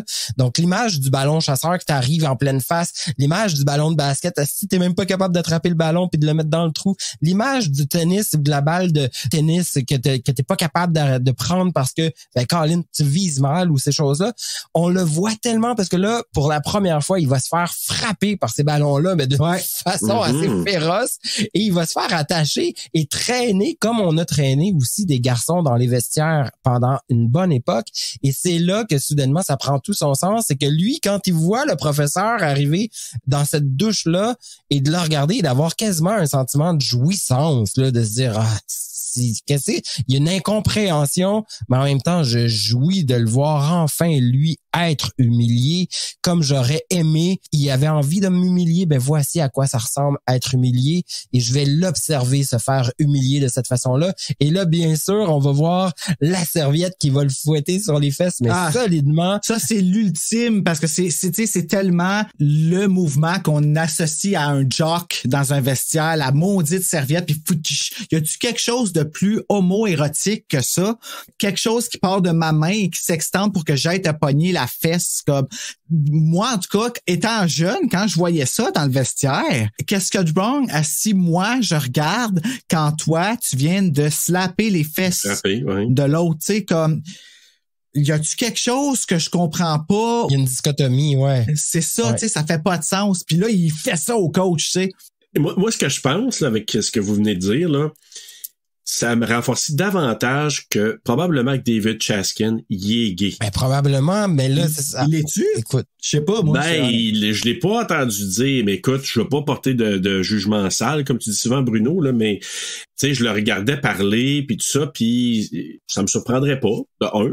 Puis de deux, moi, je pense que c'est des fantasmes de David Chaskin de dire, j'ai vécu ça, je sais pas, là, je l'ai pas entendu dire, je l'ai vécu, je vais me défouler dans l'écriture de ces scènes-là, du coach qui m'a humilié, puis là-dedans, moi le faire frapper Fofun, et puis je vais le faire slasher par Freddy Jesse là-dedans. Ou quelqu'un proche de lui. Ou quelqu'un proche de lui. Si on prend exemple le film Love, Simon, Nick Robinson qui joue le rôle de Simon, que si vous avez une chance d'aller voir ce film-là, c'est tellement bon. Ben justement, lui, il a pris le rôle de Simon justement parce que son frère est homosexuel. Ah. Puis il voulait faire ça pour lui. Fait que tu sais, ça peut être quelque chose là, mais il y a une histoire. C'est parce que l'histoire des gays peut être facilement comparable à l'histoire des Noirs ou des Autochtones ou ces choses-là, parce que c'est peut-être pas le même nom, mais c'est le même type de haine, de l'ignorance, de l'épaisserie. La différence. Le besoin d'être meilleur ou d'être plus riche, puis d'aller attaquer quelque chose, tu sais, qui est complètement inutile. Il y a un côté tellement particulier que j'ai vécu, moi, dans les années 90 avec... il y avait un bar ici à Montréal qui s'appelait Le Stéréo. Et à tous les jeudis, c'était très, très androgyne, tu sais, ce qui se passait là. Et quand on voit la scène de la discothèque, on rentre dans un univers hyper androgyne de David Bowie, là, je veux dire. Oui. Tu vois certaines personnes deux gars qui s'embrassent, des filles qui se regardent, ils ont tout écoute. Ouais, puis le discours est raide et violent aussi, là. Et le discours, il est raide et violent pour justement nous amener à ce côté sadique, parce que, qui dit androgyne, on fait souvent le parallèle qui est tellement préjugé de sadisme, alors que, tu sais, on peut être androgyne puis pas être sadique dans la vie, là, on va se le dire. Tu peux avoir une cravate puis être sadique. Mais cette image-là, dans les années 84, ben, nécessairement, ça vient frapper l'imaginaire. C'est hallucinant d'être au cinéma, puis c'est cool, là, d'aller dans un bar qui ressemble à ça, parce que c'est quelque chose qui est extrêmement interdit. Donc, lui arrive là, et il y a une intention. Hey, mais une chance qu'ils n'ont pas parlé de Freddy puis de l'avoir ramené à sa pédophilie dans le deuxième, comme d'avoir parlé de ça, parce que sérieusement, ça nous aurait ça nous aurait démoli, là. Ouais, ça aurait été complètement. horrible. Oui. Ben oui, parce qu'on aurait été associé à un film d'horreur. Ben c'est ça. Oui, là, d'autant plus. Au-delà de la côté psychopathe que je nommais tantôt, ça aurait été le glaçage ultra crémeux, là, c'est non. Puis on se rappelle que en 84, le sida est à son apogée, là. Oui. Ah, c'est bol, ouais. Exactement, absolument. Puis, mais moi, j'ai trouvé ça délicieux parce que quand il a commandé son petit drink, là, Jesse, là, ben, c'est lui qui l'a servi, le waiter, vous savez c'est qui? Oui! C'est Robert Shea, c'est lui le producteur. J'étais déçu de pas voir sa sœur. Puis le plus drôle, oui, le producteur, c'est lui en SM, tout, là, tu sais, vraiment, un petit, des pics sur son bracelet, puis une petite affaire de cuir. Et le plus drôle, il faut que je vous raconte ça. Moi, j'ai su ça seulement, je pense, cette semaine, et je riais. Il racontait que lui, il voulait jouer le père de Grady. Tu sais, celui que, quand les griffes passent au travers, on voit son père. Puis je pense que lui, ce gars-là, c'est le directeur dans Breakfast Club, je pense. Mais ce gars-là, c'était censé être Robert Shea. Lui, il dit, je veux jouer ce rôle-là. Puis Jack Shoulder, il a dit, non, Robert, tu joueras pas ce rôle-là. Puis il a fait jouer le rôle du gars S&M, le barman S&M. Puis là, Robert Shea, il fallait qu'il aille s'acheter du petit linge dans une boutique. Puis il rentre là avec ses 2 enfants. Puis là, papa, prends le bracelet avec tes pics. Puis là, le vendeur, il aurait dit, monsieur, je pense que ce serait mieux de laisser vos enfants dans la voiture ou à l'extérieur, tu sais. Mais donc, ben, pas de jugement, cet homme-là. En tout cas, il racontait ça, puis là, je trouvais ça quand même un peu drôle, parce que, tu sais, t'es le vendeur, tu dis, qu'est-ce que tu fais dans le magasin Sadomaso avec tes enfants? En 85, ouais. Au Jupiter. Oui.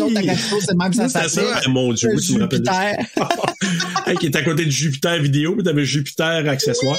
Mais écoute, cette scène-là est quand même assez particulière. Il est là, notre coach qui l'arrête en disant, tu prendras pas un drink, tu vas t'en venir avec moi, comme tu dis. Moi, je l'avais pas vu. Je vais être honnête avec toi, Danny Michael. Moi, j'avais pas vu cette intention-là de peut-être le violer, mais maintenant que tu le dis, oui. Ben, le sentiment, il est là, tu sais. Ben, je veux dire, déjà, Jesse, en rentrant dans le bar, il y a une intention. Ah, ben oui. On ne sait pas, c'est pas clair. On comprend qu'il y a une intention. Il y a un visage, il est en mode observation complètement. Est-ce qu'il y a une intention en arrière?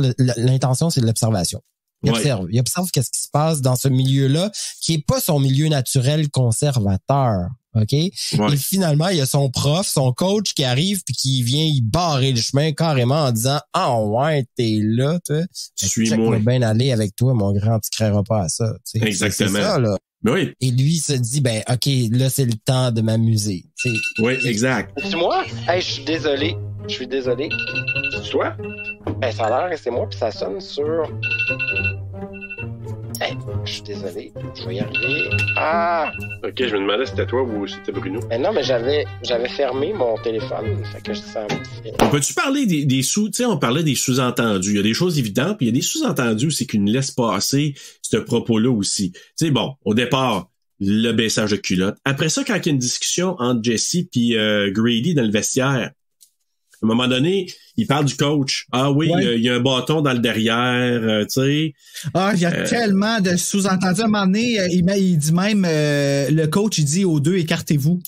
Ouais. Ben non, mais puis il va lui dire à Jesse, son ami, il va lui dire, tu sais que le coach, t'es son genre de gars. Il dit carrément. La nuit, il va au ACM. Oui. Mais comment ça que c'est ça, lui? Ouais. Ça, hey! Non. Et là, dans les petites bourgades, les petites municipalités, les choses se savent, je peux vous dire. Non, on s'en va là. Moi, merci beaucoup, Bruno, enfin de ramener le... détruis pas mon fantasme que Robert Rossler. Moi, ce petit cul-là, là... Ah oui. Mais déjà, au début, la façon dont il lutte avec son ami, puis qu'il baisse les culottes, lui, il a un fantasme clair de vouloir baiser Jesse, là, OK? Il a le fantasme, puis il prolonge toujours à chaque fois qu'il le voit, même à la chambre. Il est déjà en torse nu, en bobette, son ami, il est là. Il s'en fait pas trop. Il est juste là pour être avec lui. Puis, tu sais, tu viens de le dire. Comment ça se fait que c'est ça? Est-ce que c'est pas fait, lui, attaqué ou violé par le coach? Ou y a-tu eu un trip avec lui? Nous, en tant que gay, on se permet d'aller là dans notre tête. Ben, on veut que, en tout cas, tu sais, pas qu'il s'est fait, pas que ce soit fait agresser par le coach. On n'ira pas jusque-là. Non. Mais, of course. Mais qu'il y a eu un plaisir à y penser. Ça, oui, ça, j'embarque. Mais qu'il l'ait fait, moi, j'y croyais. Non. Mais qu'il ait pensé qu'il y a eu des petits désirs, peut-être. Peut-être, mais... Ça, on se rappelle qu'on est adolescent, là. Hein? Ouais. Ben oui. Donc, adolescent, ben oui. Il y a quand même quelque chose qui se passe là, dans notre tête. Puis ça se passe avec Robert Russell. J'ai été adolescent et je n'ai pas eu cette tentation, je veux juste vous dire. Mais t'es dans les rares, mon cher, parce qu'il y en a beaucoup de jeunes hétérosexuels qui ont eu des tentations. Mais probablement. Je te le confirme. Ben oui, puis j'en doute pas. Je veux juste dire que, tu sais, moi, je veux juste vous dire que pour moi, j'étais peut-être bien naïf. Je regardais A Nightmare on Elm Street 2 puis je trouvais ça cute. Puis j'avais des amis mais que j'ai jamais pensé à ça. T'sais. Non, mais tu sais, il y en a pour qui ça traverse jamais l'esprit aussi, tu sais. Puis il y en a que la seule façon qu'ils vont se le confirmer, c'est en essayant aussi, tu sais. Fait que moi, je me dis, go for it, essaye. Si t'aimes ça, t'aimes ça. Si t'aimes pas ça, ben viens pas me faire rare que t'aimes pas ça jouer, là, en bout de ligne. Mais just saying, tu sais. Si c'est avec Robert Russell, c'est encore un plus gros bonus. Vive Robert! Ouais, vive Robert! Non, mais ça, c'était du bonbon pour moi à regarder. Puis en même temps, je vous rappelle que je regardais ça dans l'intention des souvenirs d'adolescents, tu sais. Oh yeah! Aujourd'hui, je m'en fous, là. Il est bien beau, mais on s'entend que j'ai aucune envie sexuelle de quoi que ce soit. Mais je trouvais ça donc, ça me ramenait, parce que faut se le dire, hein, c'est ça que les gens, des fois, ont de la difficulté à faire comme relation, là. Tu sais, quand tu me racontes une histoire, quand Bruno me raconte une histoire, on se ramène dans nos propres histoires. Il est là, le fantasme, en fait. Le fantasme de se ramener à cette histoire qu'on a vécue à une certaine époque de notre vie. Et c'est ça qui alimente le désir ou qui alimente, en fait, les besoins qu'on a aujourd'hui ou qu'on aimerait avoir. Mais nécessairement, tu sais, moi, je regardais la scène puis ça me ramenait à mon adolescence. Puis je trouvais donc ça beau, tripant, engagé. J'ai beaucoup aimé la luminosité de ce film-là. Parce qu'il y a une lumière 80, 90. D'ailleurs, c'est pas pour rien que la fameuse série Stranger Things nous ramène à ça, parce qu'elle a cette même énergie-là, là, cette même luminosité-là. Ben, c'est parce que c'est tout le gros côté, le gros fantasme ultime du meilleur ami. Celui avec qui, genre, quand t'étais jeune, que tu te tenais avec, puis qu'il y en a un des deux qui est homosexuel, l'autre qui l'est pas, mais l'homosexuel qui va toujours l'aimer, tu sais, qui va toujours avoir ce côté-là. Mais dans ce film-là, il y a cette ligne-là, mais elle est cachée. Puis il va le tuer, puis il y a de la peine de le tuer, là. Ouais, oh mon Dieu, c'est... oui. Tu vois, c'est tout ça, c'est... Est-ce que c'est intentionnel? Quand il découvre, c'est pour ça que je vous ramène à la psychose vraiment. C'est plus qu'une psychose, parce qu'il y a des gens qui vont faire des psychoses puis ils vont pas tuer, là, on va se le dire. Là. Je veux quand même relativiser la psychose. Là, hein? Mais on est dans un côté sadique de la chose et clairement, lui, il perd complètement la carte et quand il se réveille, il se rend compte du ravage. Du ravage qu'il fait, puis là, il voit son ami qui est décédé. Écoute, je veux dire, c'est comme, je peux pas croire que je me suis rendu jusqu'à ça, là. C'est épouvantable, là. Comment je peux être enfoui dans mon cauchemar de marde pour pouvoir aller jusque-là, là. Tuer mon ami. Fait que là, dans le fond, Jesse, il tue, comme pendant que Freddy le contrôle. C'est ça. Fait que dans le fond, dans la vraie vie, c'est comme s'il était somnambule, là. Ben oui. Totalement. Fait que ça aurait pu totalement être quelqu'un d'autre que Freddy Krueger, dans le fond, là. Absolument. C'est un accessoire, Freddy. C'est parce que c'est un Nightmare on Elm Street, mais ça aurait pu être n'importe quelle entité qui a fait un trigger, puis lui, ben, pow, c'est juste que là, il est dans la maison de Nancy, il y a toute une espèce d'historique. Ouais, mettons qu'il sait pas aider. Non. Rappelle-toi, Bruno, à un moment donné, il est avec sa petite copine, Lisa, et il sent là, qu'il y a quelque chose qui est en train de prendre contrôle de son corps. Il sent qu'il est en train de perdre le contact avec la réalité, et il lui dit, sauve-toi, parce que je ne sais pas qu'est-ce qui va se passer, puis je veux pas que tu sois en danger. Et il l'avise, puis à un moment donné, il part dans les vapes.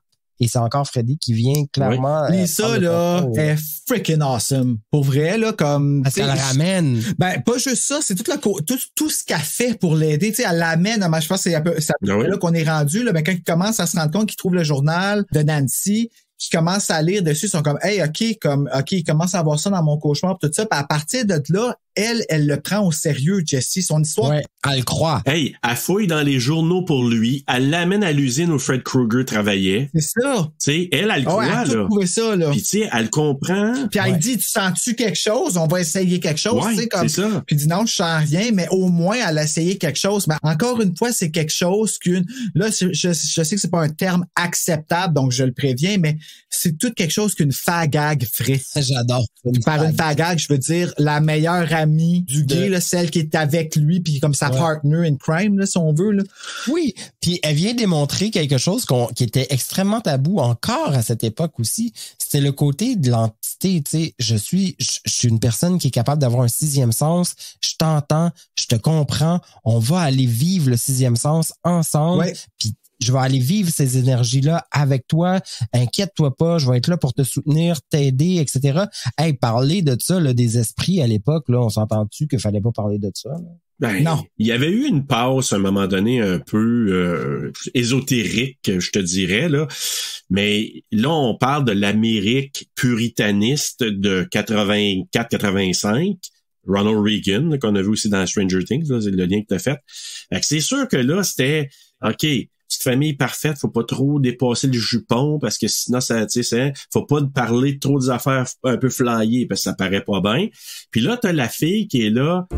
Je vais t'accompagner là-dedans. Puis si tu es gay, c'est pas grave. Puis si ça te tente, on va l'essayer. Je vais tester avec toi. On va s'embrasser. On va faire des. Puis Bruno, quand tu disais tantôt, oh mon Dieu, à jouer pratiquement, ben.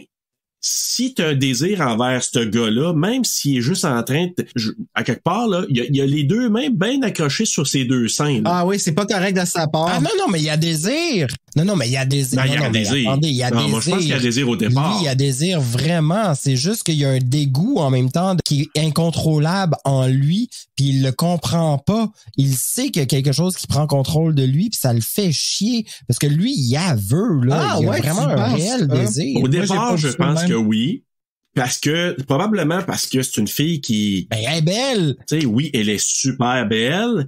Puis la fille, c'est pas une tout croche, c'est une fille qui est super gentille. J'ai l'impression que c'est sa meilleure amie de tout le monde en plus. Je vais aller plus loin que ça, puis là, c'est là que Bruno, je pense qu'il va dire « OK, je comprends. » Bruno, quand on est gay, les femmes qui nous attirent le plus, là, et dis-moi si je me trompe, mais en tout cas...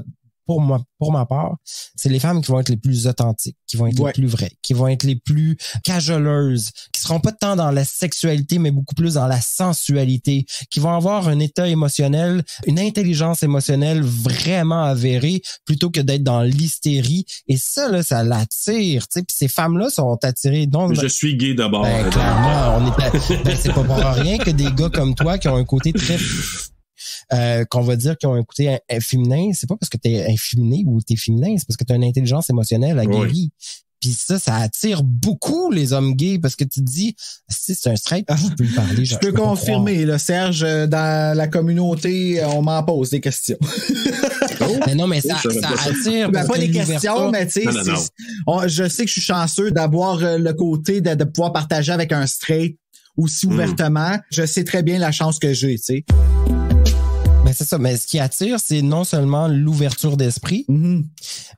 Le physique, on va le regarder au premier abord, ça c'est sûr, ça fait partie de nous autres, mais on sait que t'es une perte de temps. Puis là, même si on voulait, ben on a un désir, on a un fantasme qui va être là, qui va peut-être grandir ou s'affaiblir, peu importe, mais ce qui va rester, c'est l'intelligence en arrière de ça, puis le contact humain, le contact authentique, vrai entre deux gars qui se parlent pour les vraies choses, puis qui efface tout le côté de la quéquette, du sexe, du cul, puis enfin j'ai la sensation de parler à un gars, puis qui écoute ce que je dis en tant que gars. C'est correct, ça. Ouais, le droit d'être, rare. Tout simplement. Oui, c'est vrai que c'est rare. Le droit d'être. C'est rare, ça. Oui. Fait que ça, c'est toujours plaisant, mais aussitôt qu'il y a une femme qui a aussi cet esprit-là, d'intelligence émotionnelle, qui est pas dans la sexualité, qui est dans le désir, qui est dans la sensualité, ben, on a ce contact fusionnel qui se crée, et c'est ce qu'on retrouve avec Lisa, moi, je trouve.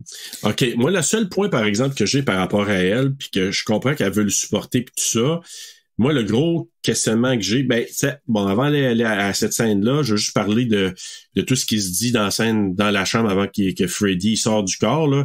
Freddy veut entrer à l'intérieur de moi. L'autre, Grady, qui lui dit, hey, t'es une super chick que tout le monde en puis tu venais coucher avec moi.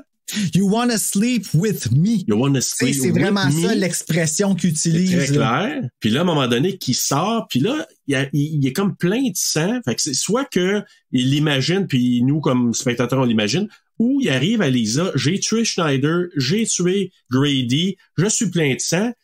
Elle réagit pas plus que ça. Moi, c'est mon seul take, là. Et ça, c'est le coup de comment t'avais dit ça? Il y a les coups de cœur et les coups de couteau. Ben, ça, c'est clairement un coup de couteau. Ben, ça a droppé. C'est là que le film a droppé. Ça a fini. Oui, mais encore là, c'est la femme qui va voir son ami puis qui est un peu dans le déni, tu sais. Ben, c'est peut-être comme, ça. Je peux pas croire qu'il a été jusque-là. Mais il m'en parle tellement depuis plusieurs mois. Maintenant, qu'est-ce que je dois faire avec ça? J'ai aucune idée. Faut que je l'aide. J'ai-tu peur? J'ai-tu pas peur? On dirait qu'il y a un déni. Il y a clairement un déni de la situation. Mais lui, il est en crise. Là. Il est comme, what the fuck? Tu fous que dalle, là, finalement? Mais elle, elle l'aime, là. Elle est amoureuse de lui. Elle ferait n'importe quoi pour lui, tu sais. Fait que lui, il va arriver là en grosse détresse, puis il faut qu'elle fasse tout ce qu'elle peut pour qu'il aille mieux. Et elle le fait. Elle le fait même après, tu sais. T'sais, là, on est 3 gars qui parlent d'une femme. Moi, je serais curieux d'avoir l'avis d'une femme par rapport à Lisa, parce que moi, je pense que c'est justement la femme qui tripe sur le bad boy, là, qui est conservatrice puis qui l'assume pas non plus, ce côté-là. Lisa, tu veux dire? J'ai envie d'être avec un gars qui est aussi fucké que ça. Ben, peut-être, oui. La sauveuse. Moi, je vois ça. Ouais. C'est ça. Oui, dans ce sens-là, oui. Bad boy, peut-être, je sais pas, mais la Mère Teresa, oui. Oui, littéralement la Mère Teresa pour moi. Juste de dire rapidement, quand lui arrive là, moi, mon questionnement aussi que j'ai maintenant, quand il pogne sa crise, on voit Freddy qui lève. Elle voit Jessie. Oui. C'est ça. Exact. OK. Exact. Puis c'est Jessie qui se pitch dehors puis qui attaque les autres avec le grand Freddy. Ben là, c'est ça. Là, moi, la piscine qui bouille puis le scie puis tout ça, là, ça, j'ai complètement décroché. Tout le monde qui reste en face puis qui sont comme... Ben, moi, ça, j'ai comme décroché. Il y a quelque chose que, en tout cas, il y a 2 scènes que je comprends pas. C'est le perroquet qui pogne en feu. Ah oui, la piscine qui bouille. Comment ça s'appelle? Des sympathiques, ça? Des inséparables. Des inséparables. Des sympathiques. Des inséparables. J'essayais de me dire, ben, s'il avait voulu mettre un phénix, OK, mais là, ça n'a pas rapport. Donc, j'essayais de comprendre le sens. La perruche qui pogne en feu. J'essayais de comprendre. C'est pour ça que quand je dis c'est un film décousu, ben, à ce sens-là, je le trouve décousu. Mais effectivement, est-ce que, comme il a pas pu attaquer elle parce qu'elle l'a ramené un peu, ben, lui, il y a toujours une envie réelle de vouloir attaquer des gens puis il s'en prend à la masse, qui est dans la cour, dans le party, oui, puis qui disparaît à un moment donné. Mais cette scène-là a comme pas de sens. Là, non. Tu sais, les saucisses qui revolent, puis toutes les lots qui bouillonnent, puis les bières qui ouvrent tout ça. Puis là, à un moment donné, you are all my children now. Tu sais, qu'une grosse voix, là, ben oui, c'est qui est pas la voix. Même dans la bande-annonce, tantôt, on a entendu. Ouais, c'est pas la même voix. C'est pas la même voix. Puis cette voix-là, je sais pas pourquoi il apprend, parce qu'après ça, là, même dans les autres films, c'est même pas cette voix-là. Un petit peu dans le premier, puis dans lui, là, ça arrive 2 places. Ça sort de où? C'est pas Robert Englund, c'est une voix qui a été trafiquée, je pense. Honnêtement, là, c'est parce qu'ils veulent lui donner un air surnaturel, comme si le fait qu'il soit brûlé, qu'il saute d'une piscine avec... en tout cas, tu sais, je sais pas trop, là. On dirait qu'ils ont essayé de le rendre le plus hardcore, surnaturel possible. C'est très maladroit, là.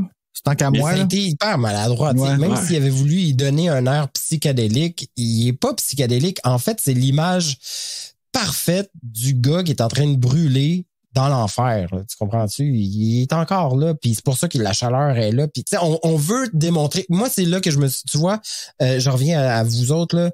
À une époque, on parlait tellement de l'enfer et du paradis, tu sais. Puis l'image de l'enfer, c'est tellement les flammes. Puis on va mettre les flammes et la chaleur pour démontrer l'enfer. Puis Freddy, ben c'est comme l'image parfaite du gars qui est criminel. Puis à cause qu'il est criminel, ben il est mort. Puis comme il est mort, ben il est en enfer. Puis il brûle. Puis là, ben il s'en vient nous faire chier dans nos rêves. C'est un peu ça finalement. Oui, absolument.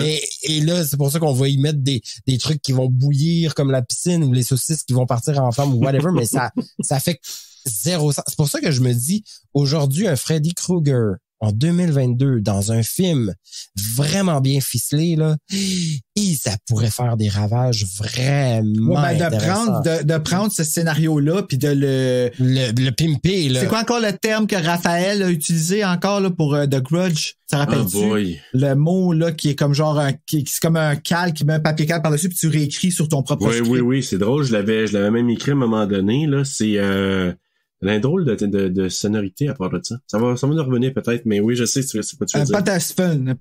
J'entends qu'il y a 3 syllabes, là. Ouais. Je vais aller chercher. Mais tout ça pour vous dire que ça serait vraiment quelque chose de particulièrement intéressant à voir. Au même titre que, là, je vous ramène à quelque chose qui n'a peut-être pas rapport parce que faut être dans le Palimpseste, c'est ça. Ça a fait du bien. Comme un achou. Vous vous rappelez du dernier Joker qu'on a eu, le dernier Joker, pour moi, c'est un chef-d'œuvre. Avec Joaquin, ouais. Ah oui. Incroyable. C'est extraordinaire. Mais moi, je vois un Freddy Krueger dans ce sens-là. Imaginez un film ficelé de cette façon-là. Oui, avec une tristesse à la fin, tu sais, pour nous laisser ça comme goût, un peu comme Midsommar, là. Ouais. Tu sais comment que ça nous laisse là, à la fin, là, t'es triste, t'es pas bien, c'est vraiment pas accompli, ça l'accomplit du mauvais bord, là, cette histoire-là, là, tu sais. Exact. Ben, Freddy, ça pourrait être intéressant. Ouais. Mais tellement. Ben là, on se rappelle que c'est une comédie ici, mais... Ouais, ben, une comédie non intentionnelle, tant qu'à moi, là, ouais. Non intentionnelle, exactement. Alors que là, on pourrait la mettre vraiment dramatique et très intentionnelle. Mm-hmm. Ah, oui. C'est très bon, là, oui. Ben, écoute, on peut aller vers la fin, parce que bon, il y a quelques rêves à travers tout ça. Moi, je reviens avec la sœur. Moi, je sais pas, là, ça me foutait à la chienne. Parce que il essaie de se contrôler. Il est rendu dans la chambre de sa sœur, puis tu dis, il a fait, d'ailleurs, faut que je vous dise. Quand il rentre dans la chambre de une autre grosse différence entre le film en français et en anglais. En français, c'est la voix de Jessie qui s'adresse à sa petite sœur. Je sais pas si je peux être capable de le retrouver, mais il lui dit, réveille-toi, petite fille. OK. En anglais, c'est la voix de Freddy qui lui dit, réveille-toi, petite fille. Ouais, c'est différent, là. Ouais. Tandis qu'en français, c'est Jessie qui parle tout le long. En anglais, c'est Jessie. Réveille-toi, petite fille. Elle se réveille, puis là, Jessie, il revient à lui, puis là, rendors-toi, ça va être correct. Puis là, il s'aperçoit qu'il y a le gars de Freddy. Puis elle le voit comme étant Jessie et non comme Freddy. Exactement. Elle l'a entendu en Jessie. Oui. Mais encore là, ça a comme pas de sens. Tu sais, ça a du sens en anglais parce que là, au départ, c'est Freddy qui se rend là, qui traîne Jessie. Puis là, il parle dans la voix de Freddy. Puis là, à un moment donné, il fait juste dire quand elle se réveille, ça va, qu'est-ce qui se passe? Rendors-toi, ça va être correct. Puis là, il s'aperçoit que le gars, mais ça n'a pas de sens en français, parce qu'en français, c'est sa voix tout le temps. Fait que je trouve que je me suis dit, ils ont vraiment fait une mauvaise job de traduction, parce que je trouve que ça enlève l'intention dans cette scène-là. Oui, parce que quand ils trouvent le journal de Nancy, ils disent que c'est le journal de Lisa Thompson. Hein? Ouais. Ah ouais, pour le vrai? Lisa Thompson, 1428 Elm Street. C'est notre adresse? Dans le journal, le nom qui est écrit, c'est Lisa Thompson et non Nancy, je l'ai noté. Oh boy, OK, mais c'est ça. Il y a eu des problèmes là, de transition, des problèmes aussi de raccord, de plein d'affaires, là, parce qu'ils ont manqué des bouts. Ça a été fait vite. Fait que, tu sais, le doublage, ils n'ont pas dû avoir de temps non plus. Là, ça a été fait. C'est ça le problème qui s'est passé. Mais ils sont morts de rire. Ils ont fait 30 millions quand même de profit. Oui. On s'entend que ça a pas de sens. Mais ils se sont fait ramasser. C'est pour ça qu'ils sont allés ailleurs dans le 3e. C'est parce qu'ils se sont fait tellement ramasser avec comment ils ont tourné ça, qu'ils sont revenus vraiment avec... Tu sais, Nancy, à part son nom, aucune espèce d'idée. L'histoire est un peu tirée par les cheveux. On arrive dans le 3, qu'on va couvrir la semaine prochaine. Et là, dans le 3, t'arrives, tu ramènes Freddy, tu ramènes Nancy... Puis là, tu t'en vas avec une autre gang de jeunes. Ça n'a carrément pas rapport. Celui-là, ça a été un peu, comme tu l'as dit, là, Bruno, c'est le Halloween 3, c'est le Friday the 13th 5, c'est le... Tu sais, c'est... Oui, ils ont essayé quelque chose, juste qu'ils l'ont essayé tout de suite. T'sais. Exact. Ça n'a pas marché, ils sont revenus. Et voilà, exactement. Puis... Écoute, c'est ça. À la fin, tu sais, Lisa qui veut le sauver encore. Puis là, il brûle, il se défait en morceaux.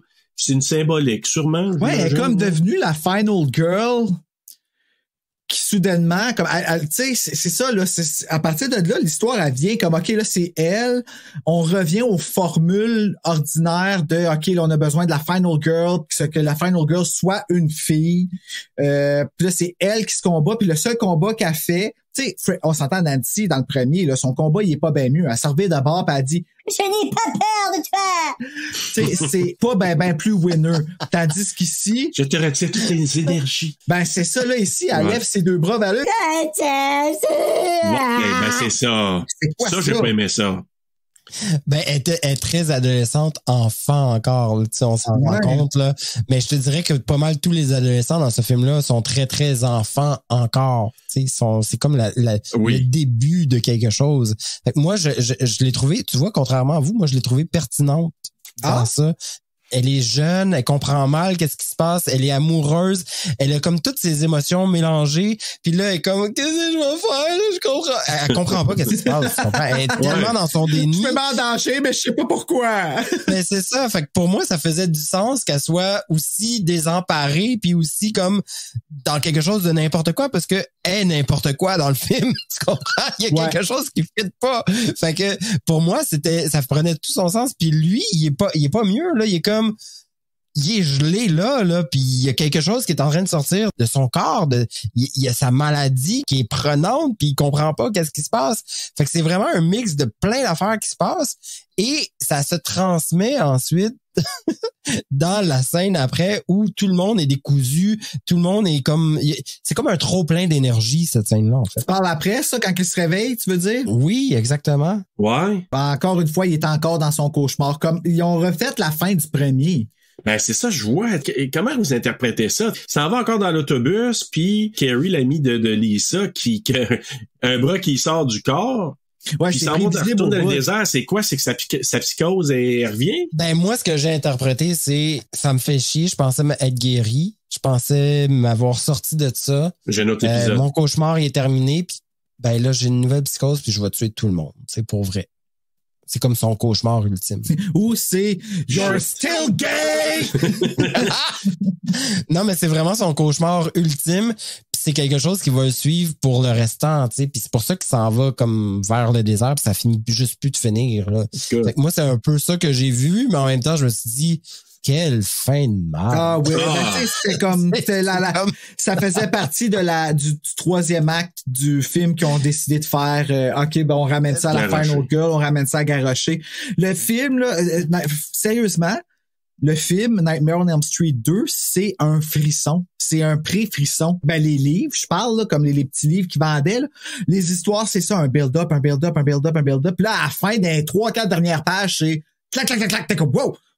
Mais on aime le build-up, c'est juste la fin qui est comme de la merde. Là, ici, on fait attention, je parle bien des frissons des années 90 et non pas de la continuité des frissons 100% québécois qui sont aujourd'hui. Ah non, mais c'est ça. Ben, tu vois, pour moi, là, il y a eu un gros clash à un moment donné. Quand j'ai commencé à écouter les films dits d'horreur, pour moi, entre, je dirais, 15 et 18 ans, ou peut-être 20 ans, c'est un plaisir d'aller revoir ça puis de faire des soirées avec des amis parce que c'était une culture de comédie. On regardait ça puis on riait puis on bâchait sur les films d'horreur. Tu sais, on disait, voyons, c'est n'importe quoi. Comment ça se fait qu'on avait peur de ça? Jusqu'à ce que Décadence, S-A-W, sorte. Là, j'ai eu un moment, là, j'ai fait, OK, là, on vient de m'atteindre dans mon corps et mon esprit. C'était pour moi, ça, c'était de l'horreur. Mais t'as raison qu'à un côté... des Décadences? Oui. OK. Oui, mais ça venait vraiment frapper l'imaginaire. T'as jamais écouté les films Décadence? OK, merci. J'étais comme, ben non, je peux pas croire, il est dans l'horreur. Non, mais moi, j'étais très team de Grudge. Quand ça a sorti, ça, il y avait comme les deux teams. Il y avait le film de Grudge qui sortait en même temps. Puis moi, j'ai plus embarqué dans vague Japanese horror. Même si je suis pas full embarqué, mais The Grudge, là, c'est vraiment venu me chercher, là, comme... Ben, tu vois, moi, ça, je connais moins ça, fait que je dis ben oui, mais j'ai aucune idée de quoi tu parles. Ben, Décadence, Surnaturel versus Surnaturel. Ah oui, Surnaturel versus ce qu'on appelle le torture porn, là, tu sais, qui est devenu... Ce qui a fait beaucoup peur avec ça, c'est le fait que les gens face à, il y en a qui sont vraiment psychopathes à ce point-là, de penser qu'ils font le bien à faire le mal. Ben, c'est ça qui est venu frapper l'imaginaire. Ouais. C'est ça qui est venu donner et même ouvrir les esprits, je dirais, à la limite, je vais aller jusque-là, de donner un espoir au tueur, tu sais, t'as le droit de donner le droit, en fait, excusez, de donner le droit au tueur d'être un tueur. C'est ça que ça venait nous donner comme image, tu sais, c'est comme ça fait peur, ça. Ben, c'est pour ça que ça fait, oui, exactement. Moi, il était là, mon horreur. Ils ont été plus loin avec The Purge. Je sais pas si t'as vu ça, là, la série La Purge, là, mais style il y a la Purge, Dexter, c'est un peu dans la même veine, tu sais, c'est un tueur. Dexter, j'ai trouvé que c'était assez romancé. Ben, c'est hyper romancé, mais je veux dire, le tueur en série, c'est quand même le héros du poste de police, tu sais, je veux dire, le gars, c'est le héros de notre histoire. Il va tuer des tueurs en série, finalement, tu comprends? Mais en même temps, c'est un tueur, il n'y a rien qui justifie ça, là. Je veux dire, t'as pas mais il y a tellement cette vengeance qui est en lui et abreuvé de ça qu'il faut qu'il s'en défasse. Pourquoi est-ce que je pardonne Dexter? Moi, c'est fucké, hein, mais Dexter, je le vois pas dans cette catégorie-là de, pourtant. C'est horrible, qu'est-ce qu'il fait, là, Dexter, mais il fait le ménage. C'est ça, tu sais, c'est que Dexter nous débarrasse de quelque chose. Il prend quelque chose, lui, il prend vraiment quelque chose de mal, d'immoral, mais il va utiliser le mal qu'il y a dans lui pour faire le bien. Je dis pas que c'est bon d'une façon, mais on est content en esti qu'on s'en débarrasse là, de ces tueurs en série-là. Je te dirai jamais le contraire qu'on n'est pas content d'eux. C'est notre militaire des temps modernes. C'est ça, tu sais. Mais en bout de ligne, tu sais, est-ce que c'est vraiment moral? Absolument pas. C'est là la question. Ben, selon moi, ça l'est pas, tu sais, mais comme je voudrais pas être dans la même pièce que lui, mais je sais pas si je le stoulerais. Tu sais, je te dis ça. Ouais. En tout cas, il y aurait des bons arguments pour un avocat, mais c'est fascinant. Écoute, ça, c'est fascinant à voir. Juste vous dire, on a fait le tour du film, fait que j'aimerais ça qu'on dise, et c'est là. C'est déjà la fin. Ben oui, je pense qu'on a couvert en fond, en comp, un peu décousu, là, je vais être honnête avec vous, mais quand même, c'est comme le film. Je trouve que c'est très cohérent avec le film d'aujourd'hui. Les gars, il y a quelque chose que j'espère qui sortira jamais de notre corps, mais qui va y rester avec grand amour. C'est le quiz! Le quiz! Oh yeah! Alors, connais-tu bien Les Griffes de la Nuit 2 où Jessie s'est fait posséder le corps? El Griffetto de la Nuito. Oh! De la noche. Robert Russler on the pod. Bruno. Oui, s'il vous plaît. Ça, c'est pour toi. Question numéro 1. Un scénario avait été proposé avant celui de David Chaskin. OK? Mais le scénario, là, il rendait vraiment hommage à un autre classique du cinéma d'horreur. De quel film s'agissait-il? Je vous donne la liste. A. Le bébé de Rosemary. B. The Shining. C. The Omen. Et D. Carrie. Lequel? Carrie. Je vais dire... C'est toujours The Shining, fait que je vais dire Bébé de Rosemary. La réponse, c'est le bébé de Rosemary, Bruno. Ah ben, stop it, Bruno! Je te jure, je le savais pas. Je vous explique. OK, je vous explique. Il y avait un scénariste qui s'appelle Leslie Bohem. Oh, c'est tout un beau nom, Bohem. Oh, Leslie Bohem. Oui, il avait présenté quelques ébauches d'un scénario. Puis le thème, c'était la grossesse et la possession. Donc, bébé de Rosemary, hein? Ce qu'on ramenait dans le 5, là. Et voilà. Puis c'était vraiment pour un hommage au bébé de Rosemary. Et là, ce qui aurait été dans ce scénario-là, c'est une famille qui vient s'installer encore dans la maison des Thompson, de Nancy et sa famille. La famille aurait été composée d'un adolescent, sa mère enceinte et son beau-père. Puis il aurait été témoin de la possession de la mère par Kruger et du contrôle de son fœtus. C'était ça l'idée là, qui avait été présentée au départ. Ben c'est vraiment ça qu'ils ont fait avec le 5, mais... Et voilà. Mais au même moment, une des, je pense, c'est coproductrices là, ou dirigeante de New Line avec Bob Shea, Sarah Risher, ben est enceinte, fait qu'elle dit non, j'aime pas ça cette affaire-là, fait qu'ils l'ont pas faite. Ah. Ça aurait peut-être sauvé le film, là. T'sais. Ouais, mais quoi qu'on n'aura pas cette discussion-là aujourd'hui. Ouais, en effet, on est bien content de voir, Robert Russler en petite short rouge courir. T'as vraiment trippé sur Robert. Ah, c'est tellement... C'est vrai qu'il est magnifique là-dedans. Oui, il est beau, il est ordinairement beau, je trouve. Puis il a vraiment l'air de qu'est-ce que les jeunes ont l'air, tu sais, puis dans la... Oui, complètement. Tu comprends ce que je veux dire? Il a pas l'air de si tu regardes exemple Elite. Avez-vous vu ça sur Netflix? Oui. Hey, voyons donc, niaise-moi, cette affaire-là, c'est quoi ça? Hey! Les jeunes d'aujourd'hui, mon cher. Ben voyons donc, si je m'en vais à l'école à la polyvalente du Versant puis que je vois que ça a l'air d'élite, esti, là, je vais faire une plainte à la ville de Gatineau, man, ou quelque chose, ça marche pas, là. Tu vas faire d'élite. Oui! Ben, je vais regarder un peu, je m'excuse parce que ça serait comme, tu sais, c'est assez popé. T'as-tu vu ça? Tu regarderas ça, c'est quelque chose. J'ai une idée. OK. Je vais le voir. Je vais demander à mes filles, peut-être qu'ils savent. Là. Hey. Je vais voir. Écoutez, deuxième question. Il y a plusieurs jeunes hommes qui ont auditionné pour le rôle de Jesse, évidemment, comme dans n'importe quel casting. Mais lequel de ces acteurs-là a auditionné pour le personnage qu'il n'y a pas eu, évidemment? OK, dans la liste que je vais vous donner. A. Robert Downey Jr. B. Anthony Michael Hall. C. Brad Pitt ou D. Matthew Broderick? Ben moi, je vais avec A. Matthew Broderick. Ouais. D. Broderick? Non. Moi, je vais avec A. Tu vas avec Robert Downey Jr.? Ouais. La réponse, c'est Brad Pitt. Hein? Ouais, Brad Pitt. quelque chose, ça? Imagine, toi, là, ça aurait pas été Rustler, t'aurais dit, oh, mon petit Brad. Ah non, ça aurait été Rustler. Brad Pitt, il est trop beau, ça se peut pas. Comme ça me fait non, mais il est extrêmement beau jeune, là, pour vrai. On dirait qu'il en perd aujourd'hui, mais c'est un autre. Mais jeune, écoute, moi, dans les Légendes d'automne, mais il est trop parfait, ça se peut pas, là, quelque chose de même, là. T'sais, il est super dans beau. Fight Club, encore plus dans Fight Club. Ouais, vraiment. Moi, en tout cas, je peux vous dire une chose. Je veux le remercier aujourd'hui. Parce qu'il a donné des frissons à Gina Davis dans Thelma and Louise. Fait que ça, j'ai bien aimé ça. T'aimes ça quand Gina Davis a des frissons? Voir Gina Davis, là, frissonner. Oh que oui! Attends d'avoir dans The Exorcist, t'aimerais pas tout tant que ça. Ah, ben ça, c'est après, puis non, j'aime mieux regarder l'image de Thelma et Louise. Hey, mais juste vous dire, dans les auditions, là, il y avait Brad Pitt, John Stamos, là, qui a joué dans Full House. Ah, ouais! Oui, et Christian Slater aussi. Ouh. Mais celui qui avait été pressenti pour jouer au tout départ, puis je sais pas comment que ça aurait sorti, c'est Michael J. Fox. Ah, ben oui. Ben oui, il était partout à cette époque-là. Ouais, mais je suis pas sûr de le voir dans Jesse, ça aurait été... ça aurait fonctionné, C'est parce qu'on a l'image qu'on a aujourd'hui, mais c'est parce que là, il était pris avec Retour vers le futur et Teen Wolf en 1985 en même temps. Fait qu'il y avait pas le temps, Michael. Maudit Michael. Non, il était trop occupé. Il y avait Family Ties en plus. En tout cas. Il a fait d'autres classiques. Voilà. Ouais. Question numéro 3. Christopher Young, c'est lui qui a fait la musique. Il a succédé à Charles Bernstein, parce que je sais pas si vous avez remarqué, c'est pas la même musique pantoute que dans le premier. Non, ça a l'air du score de Chucky 1. Christopher Young a fait la musique à la place de Charles Bernstein. Puis là, il y a un son particulier qui est ajouté dans les scènes où Freddy apparaît. Je sais pas si vous vous souvenez, c'est assez spécial la musique. Puis ils veulent rendre la séquence plus étrange. Mais c'est quoi le son qui est ajouté? Je vous donne un choix. A, un son de baleine. B, un cri de loup. C, un son de hibou. Ou D, un pleur de Ronnie Blakely. Ça, c'était pour toi, Bruno. Je sais pas, le hibou. J'ai pas entendu d'où, moi. Hibou? Toi, Bruno?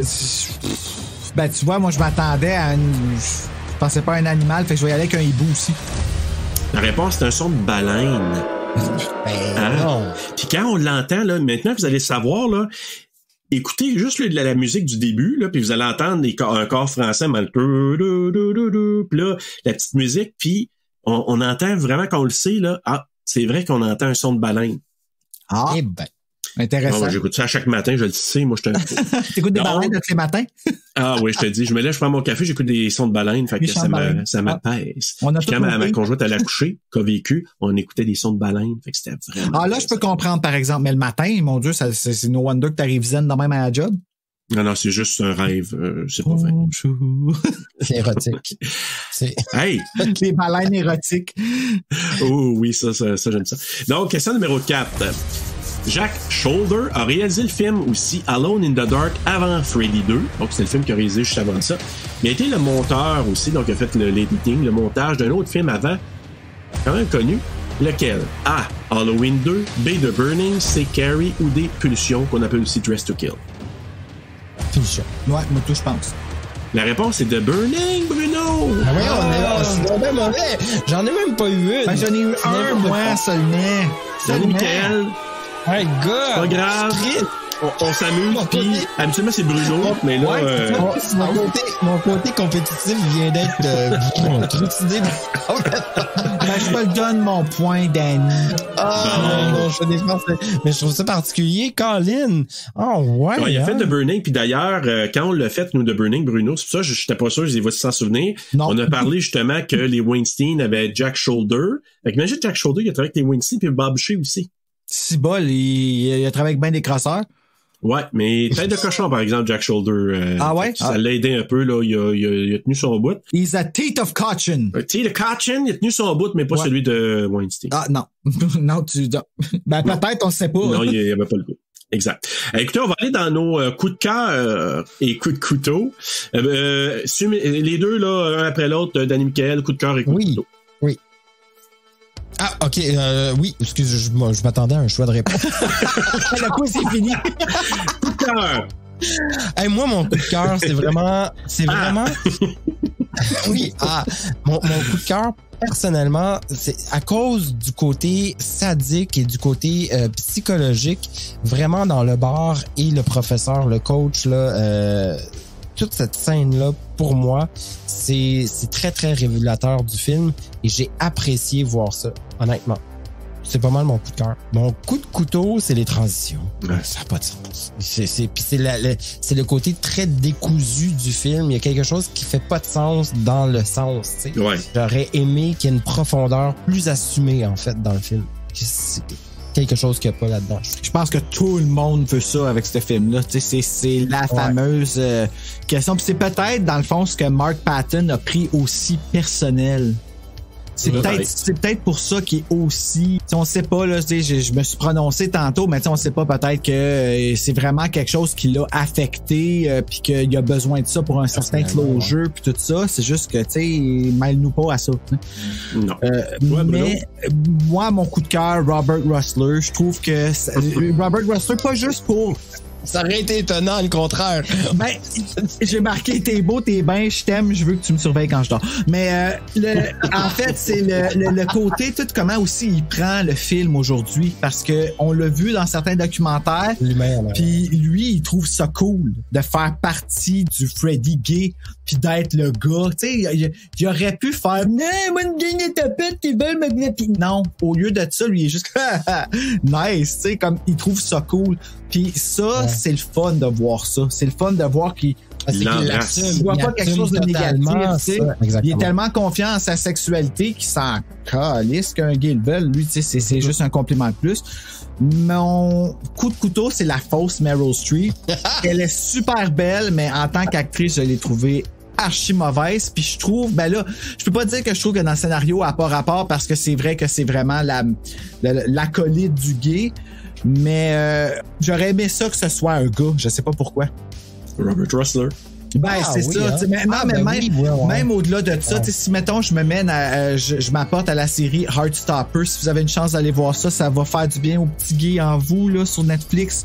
C'est tellement une belle série, là. Comment ça s'appelle? Heartstopper. C'est deux petits gars de 14 ans qui tombent en amour, de 15 ans ou 14 ans, comme, pis tu sais, c'est avec les petits papillons dans le ventre, tout ça. Pis tu sais, aucun sexe. La sexualité est pas là. C'est vraiment, là, les papillons dans le ventre, pis le je suis en amour, pis je veux toujours être avec parce que c'est comme, il est tellement cool, pis tellement beau, pis tellement fin, pis tu sais, c'est super beau, mais ça, il aurait pu faire, ben, je sais qu'on est en 85, mais tu sais, avoir ça dans Friday the 13th, pas Friday the 13th, mais Nightmare on Elm Street, au lieu que ce soit une fille, la meilleure amie, que ce soit un gars qui accepte, tu sais, pis qui supporte l'autre avec l'autre, ça aurait pu être cool, ça aurait brisé une autre barrière, pis... Hey, avec les deux, là, ce que vous avez dit aujourd'hui, là, moi, j'appellerais Robert Englund. J'ai deux films à te faire avec Freddy avant que ce soit trop tard. Un remake du deuxième avec le gars qui est le sidekick et à la fin, il le fait ressortir puis ils partent les deux ensemble. Oui! Avec sur... En 2022. Je suis d'accord. À la limite que Robert... comment il s'appelle, Robert? Englund ou Robert Rusler? Englund. Rusler soit le père du nouveau... Oui! Il scène avec son meilleur ami. Oui, exactement. En fond de trame et en fond de trame, un style cinéma, une direction photo à la Joker. Là, ce serait... Ah oui. Et l'autre film que je vais faire une petite transition, l'autre film que moi j'aimerais qu'il refasse, c'est un remake de Dream Warriors à la sauce 2022. Faire une petite transition avec le film qu'on regarde la semaine prochaine. Mais moi, je vais y aller avec coup de cœur, coup de couteau. Puis je vais vous le dire, là, j'ai été obligé de le changer parce que les coups de cœur, moi, c'est... tu vas voir, il va y avoir un B, là. Ah, les scènes de rêve, quand Jesse est là, puis qu'il est épeurant, il a la face sombre, puis que c'est épeurant, tu sais, que sa sœur, il va-tu se passer quelque chose, il va-tu la tuer. Ça, moi, j'ai adoré ça. Même en le revoyant, j'étais là, waouh, c'est encore efficace. Mais mon vrai coup de cœur, c'est toi, Danny Michael. Puis, je t'ai surpris, hein? Puis je te dis pourquoi, parce que... Non, mais c'est parce que ce que tu as amené aujourd'hui, ça me fait voir le film différemment. Ah, OK. Et ça m'a fait changer mon coup de couteau. Oh! Ben non! Parce que dans le coup de couteau, j'avais marqué Freddy dans le monde réel, mais avec toutes les explications que tu me donnes, ça m'a amené à dire peut-être que c'est Jesse avec sa psychose qui lui sort de là, puis les gens voient Jesse en train de revirer fou, c'est pas Freddy, mais nous on voit Freddy. Ouais, je vais le réécouter avec cette vision-là, moi aussi, d'avoir Jesse soudainement, que ce soit Jesse et non Freddy. On dirait que ça rend... est-ce que ça corrige la fin? Je pense pas, là, mais ça rend quelque chose, ça rend ça plus dark, en tout cas, ça c'est sûr. Ouais. Ben c'est très, oui, pour moi c'était assez dark effectivement, mais je vous rappelle que si vous l'écoutez, et pour ça c'est pour tous les auditeurs et auditrices, si vous réécoutez ce film-là en ayant cette vision-là, nécessairement vous allez voir que le film est décousu. Oui. Ok, parce qu'il y a des moments où tu te dis il me semble que ça colle pas avec ce que je voudrais voir, et c'est pour ça que moi je referais le film avec cette option-là. Dans ce temps-là, regardez Robert Russler.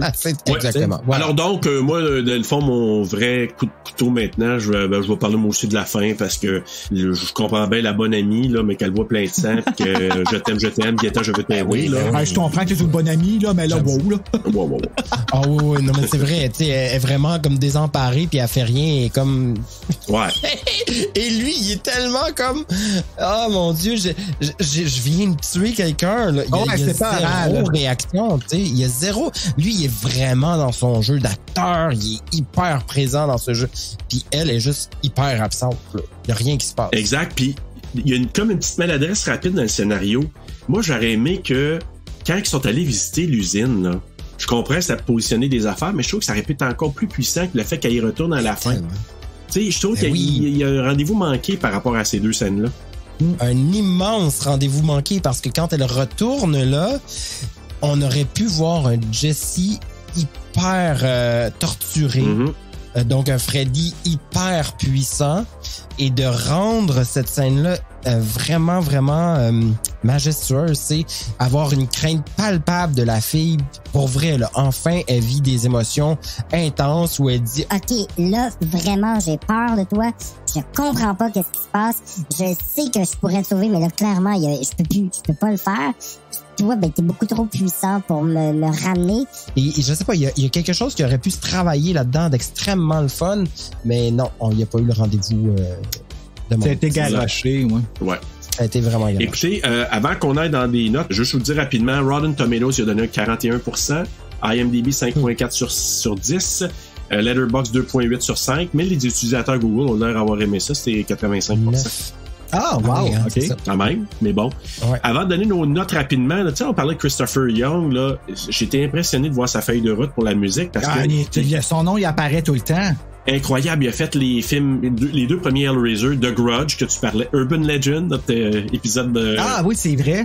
Spider-Man 3, Drag Me to Hell, il en a fait, écoute, il y a une série incroyable, donc c'est ça. C'est bon, Drag Me to Hell.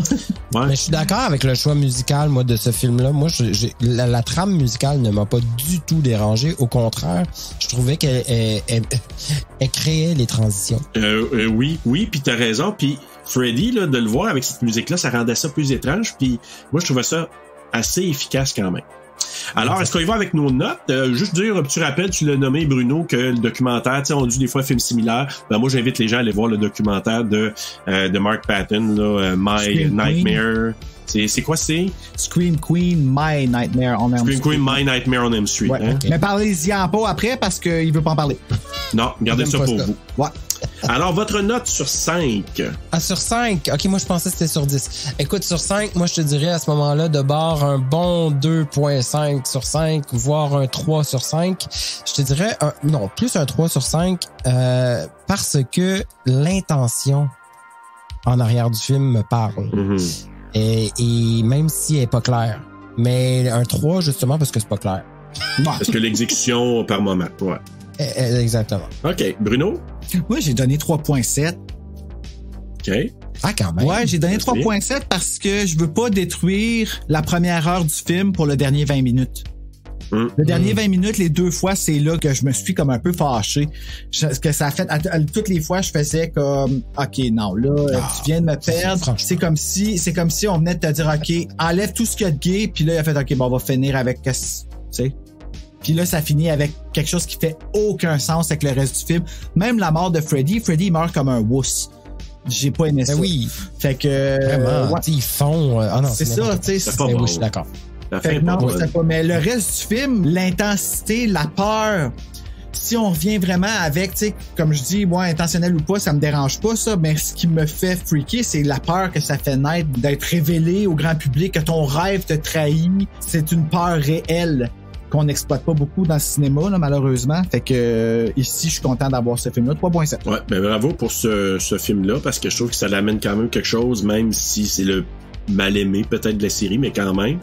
Moi, j'avais mis 2.8 pour commencer, je l'ai monté à 3.5 justement parce que vous nous avez donné comme info, parce que la première écoute, j'ai vraiment pas trippé, j'ai dit oh boy, mais la deuxième, je l'ai mis en français, j'ai pris mes notes, puis là, j'ai dit ok, finalement là, il y a quand même pas mal de scènes que je trouve efficaces, mais dans son ensemble, c'est un peu un bouilli. Donc, il y a des patates plein d'affaires là-dedans, puis ça goûte une sorte d'affaires, mais je reconnais que ça a son importance dans la série quand même. C'est un ovni, comme j'ai dit dans le post Facebook, mais en même temps, c'est un ovni qui vaut la peine, puis je suis content qu'il soit là parce que ça a amené maintenant à parler de quelque chose plus de 35 ans plus tard, de tabou, puis de dire, ben, on a Danny Michael avec nous. Hey, puis la note TSLP, c'est 3.4. Cool. Imagine. Quand même. Mais c'est vraiment des tabous de société de l'époque. T'sais, il faut aller se ramener dans l'histoire avant d'assumer ou d'analyser le film parce qu'il y avait vraiment un historique à cette époque-là au niveau des gays. Il y avait vraiment quelque chose qui n'était pas assumé comme aujourd'hui on assume plus cette réalité-là. Donc pour moi, ça fait tout son sens en fait que le film soit aussi décousu que ça. En fait. Et voilà. Ben écoute, merci beaucoup. On a fait le tour. Merci beaucoup, Danny Michael, d'avoir été avec nous aujourd'hui. Merci à vous autres. C'est toujours le fun. Écoute, ça a été cool d'avoir ton take aussi là-dessus, parce que c'est le fun, ça nous fait voir différents angles d'un même film, puis d'avoir des petits bouts, de dire « Ah, ok, c'est vrai, moi j'ai pas vu ça comme ça, mais la fois d'après, je risque d'avoir peut-être une autre expérience. » Mais ça démontre surtout à quel point l'humain peut avoir des perceptions complètement différentes. Ah mon Dieu, oui. Même réalité, tu sais. Absolument, tu l'as bien dit. On continue. Puis écoute, ben bonne chance avec tous les projets, donc les passionnés. Je trippe. Pour ceux qui ont envie de me suivre, je vous invite à aller sur ma chaîne YouTube Danny Michael Tifo où je reçois des invités qui viennent parler de sexualité, de tabou, de tous les sujets. Dans le fond, on va vraiment parler de l'humain en arrière de son histoire. Peu importe les sphères de sa vie. Puis pourquoi? Pour aller justement démystifier les réalités de tous et chacun parce qu'on a tous une perception différente. On est tous des freaks! Yeah, man! Et on est fiers! Et voilà. Hey, mais merci. Puis Bruno, nous, on continue notre franchise. Ah oui, on s'en va faire ça à 3 la semaine prochaine. Ben oui, encore une fois. Faites un beau trip. C'est toujours le fun à 3. Ah oui, vraiment. Puis avec notre invité en plus. Ah oui, vraiment. Après que j'ai dit, c'est toujours le fun un trip à 3. D'ailleurs, je réagissais à ce que tu disais aussi. Hein. Ça va bien nos affaires à... Ah oui, c'est bon. Ah ben écoute, je veux pas faire de mauvaises blagues, mais nous avons une invitée la semaine prochaine, c'était Bruno. Oui, c'est la belle Stéphanie qui revient. Stéphanie Paquette qui était là pour It Follows. Ben elle revient pour Nightmare on Elm Street, qui est son choix aussi, hein, le 3, je pense. C'est son choix, oui, tout à fait. Donc on va couvrir. Et en français, Bruno, c'est le Griffe de la Nuit 3, sur les cauchemars de Freddy. En tout cas, c'est le cauchemar de Freddy, quelque chose de même, ouais, c'est comme le titre bizarre, là. En anglais, c'est Dream Warriors. Donc, un des préférés de la franchise de beaucoup de gens. Donc, on va avoir beaucoup de plaisir avec celui-là aussi, avec le retour de Nancy. Donc, ben, justement, en attendant de voir des adolescents munis de pouvoir pendant leur rêve. Faites de beau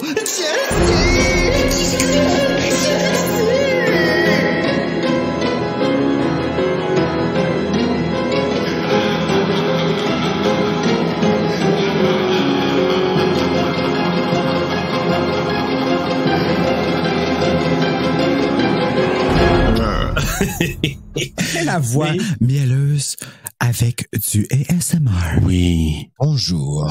J'espère que vous allez bien. Oui, je vais très bien. Merci.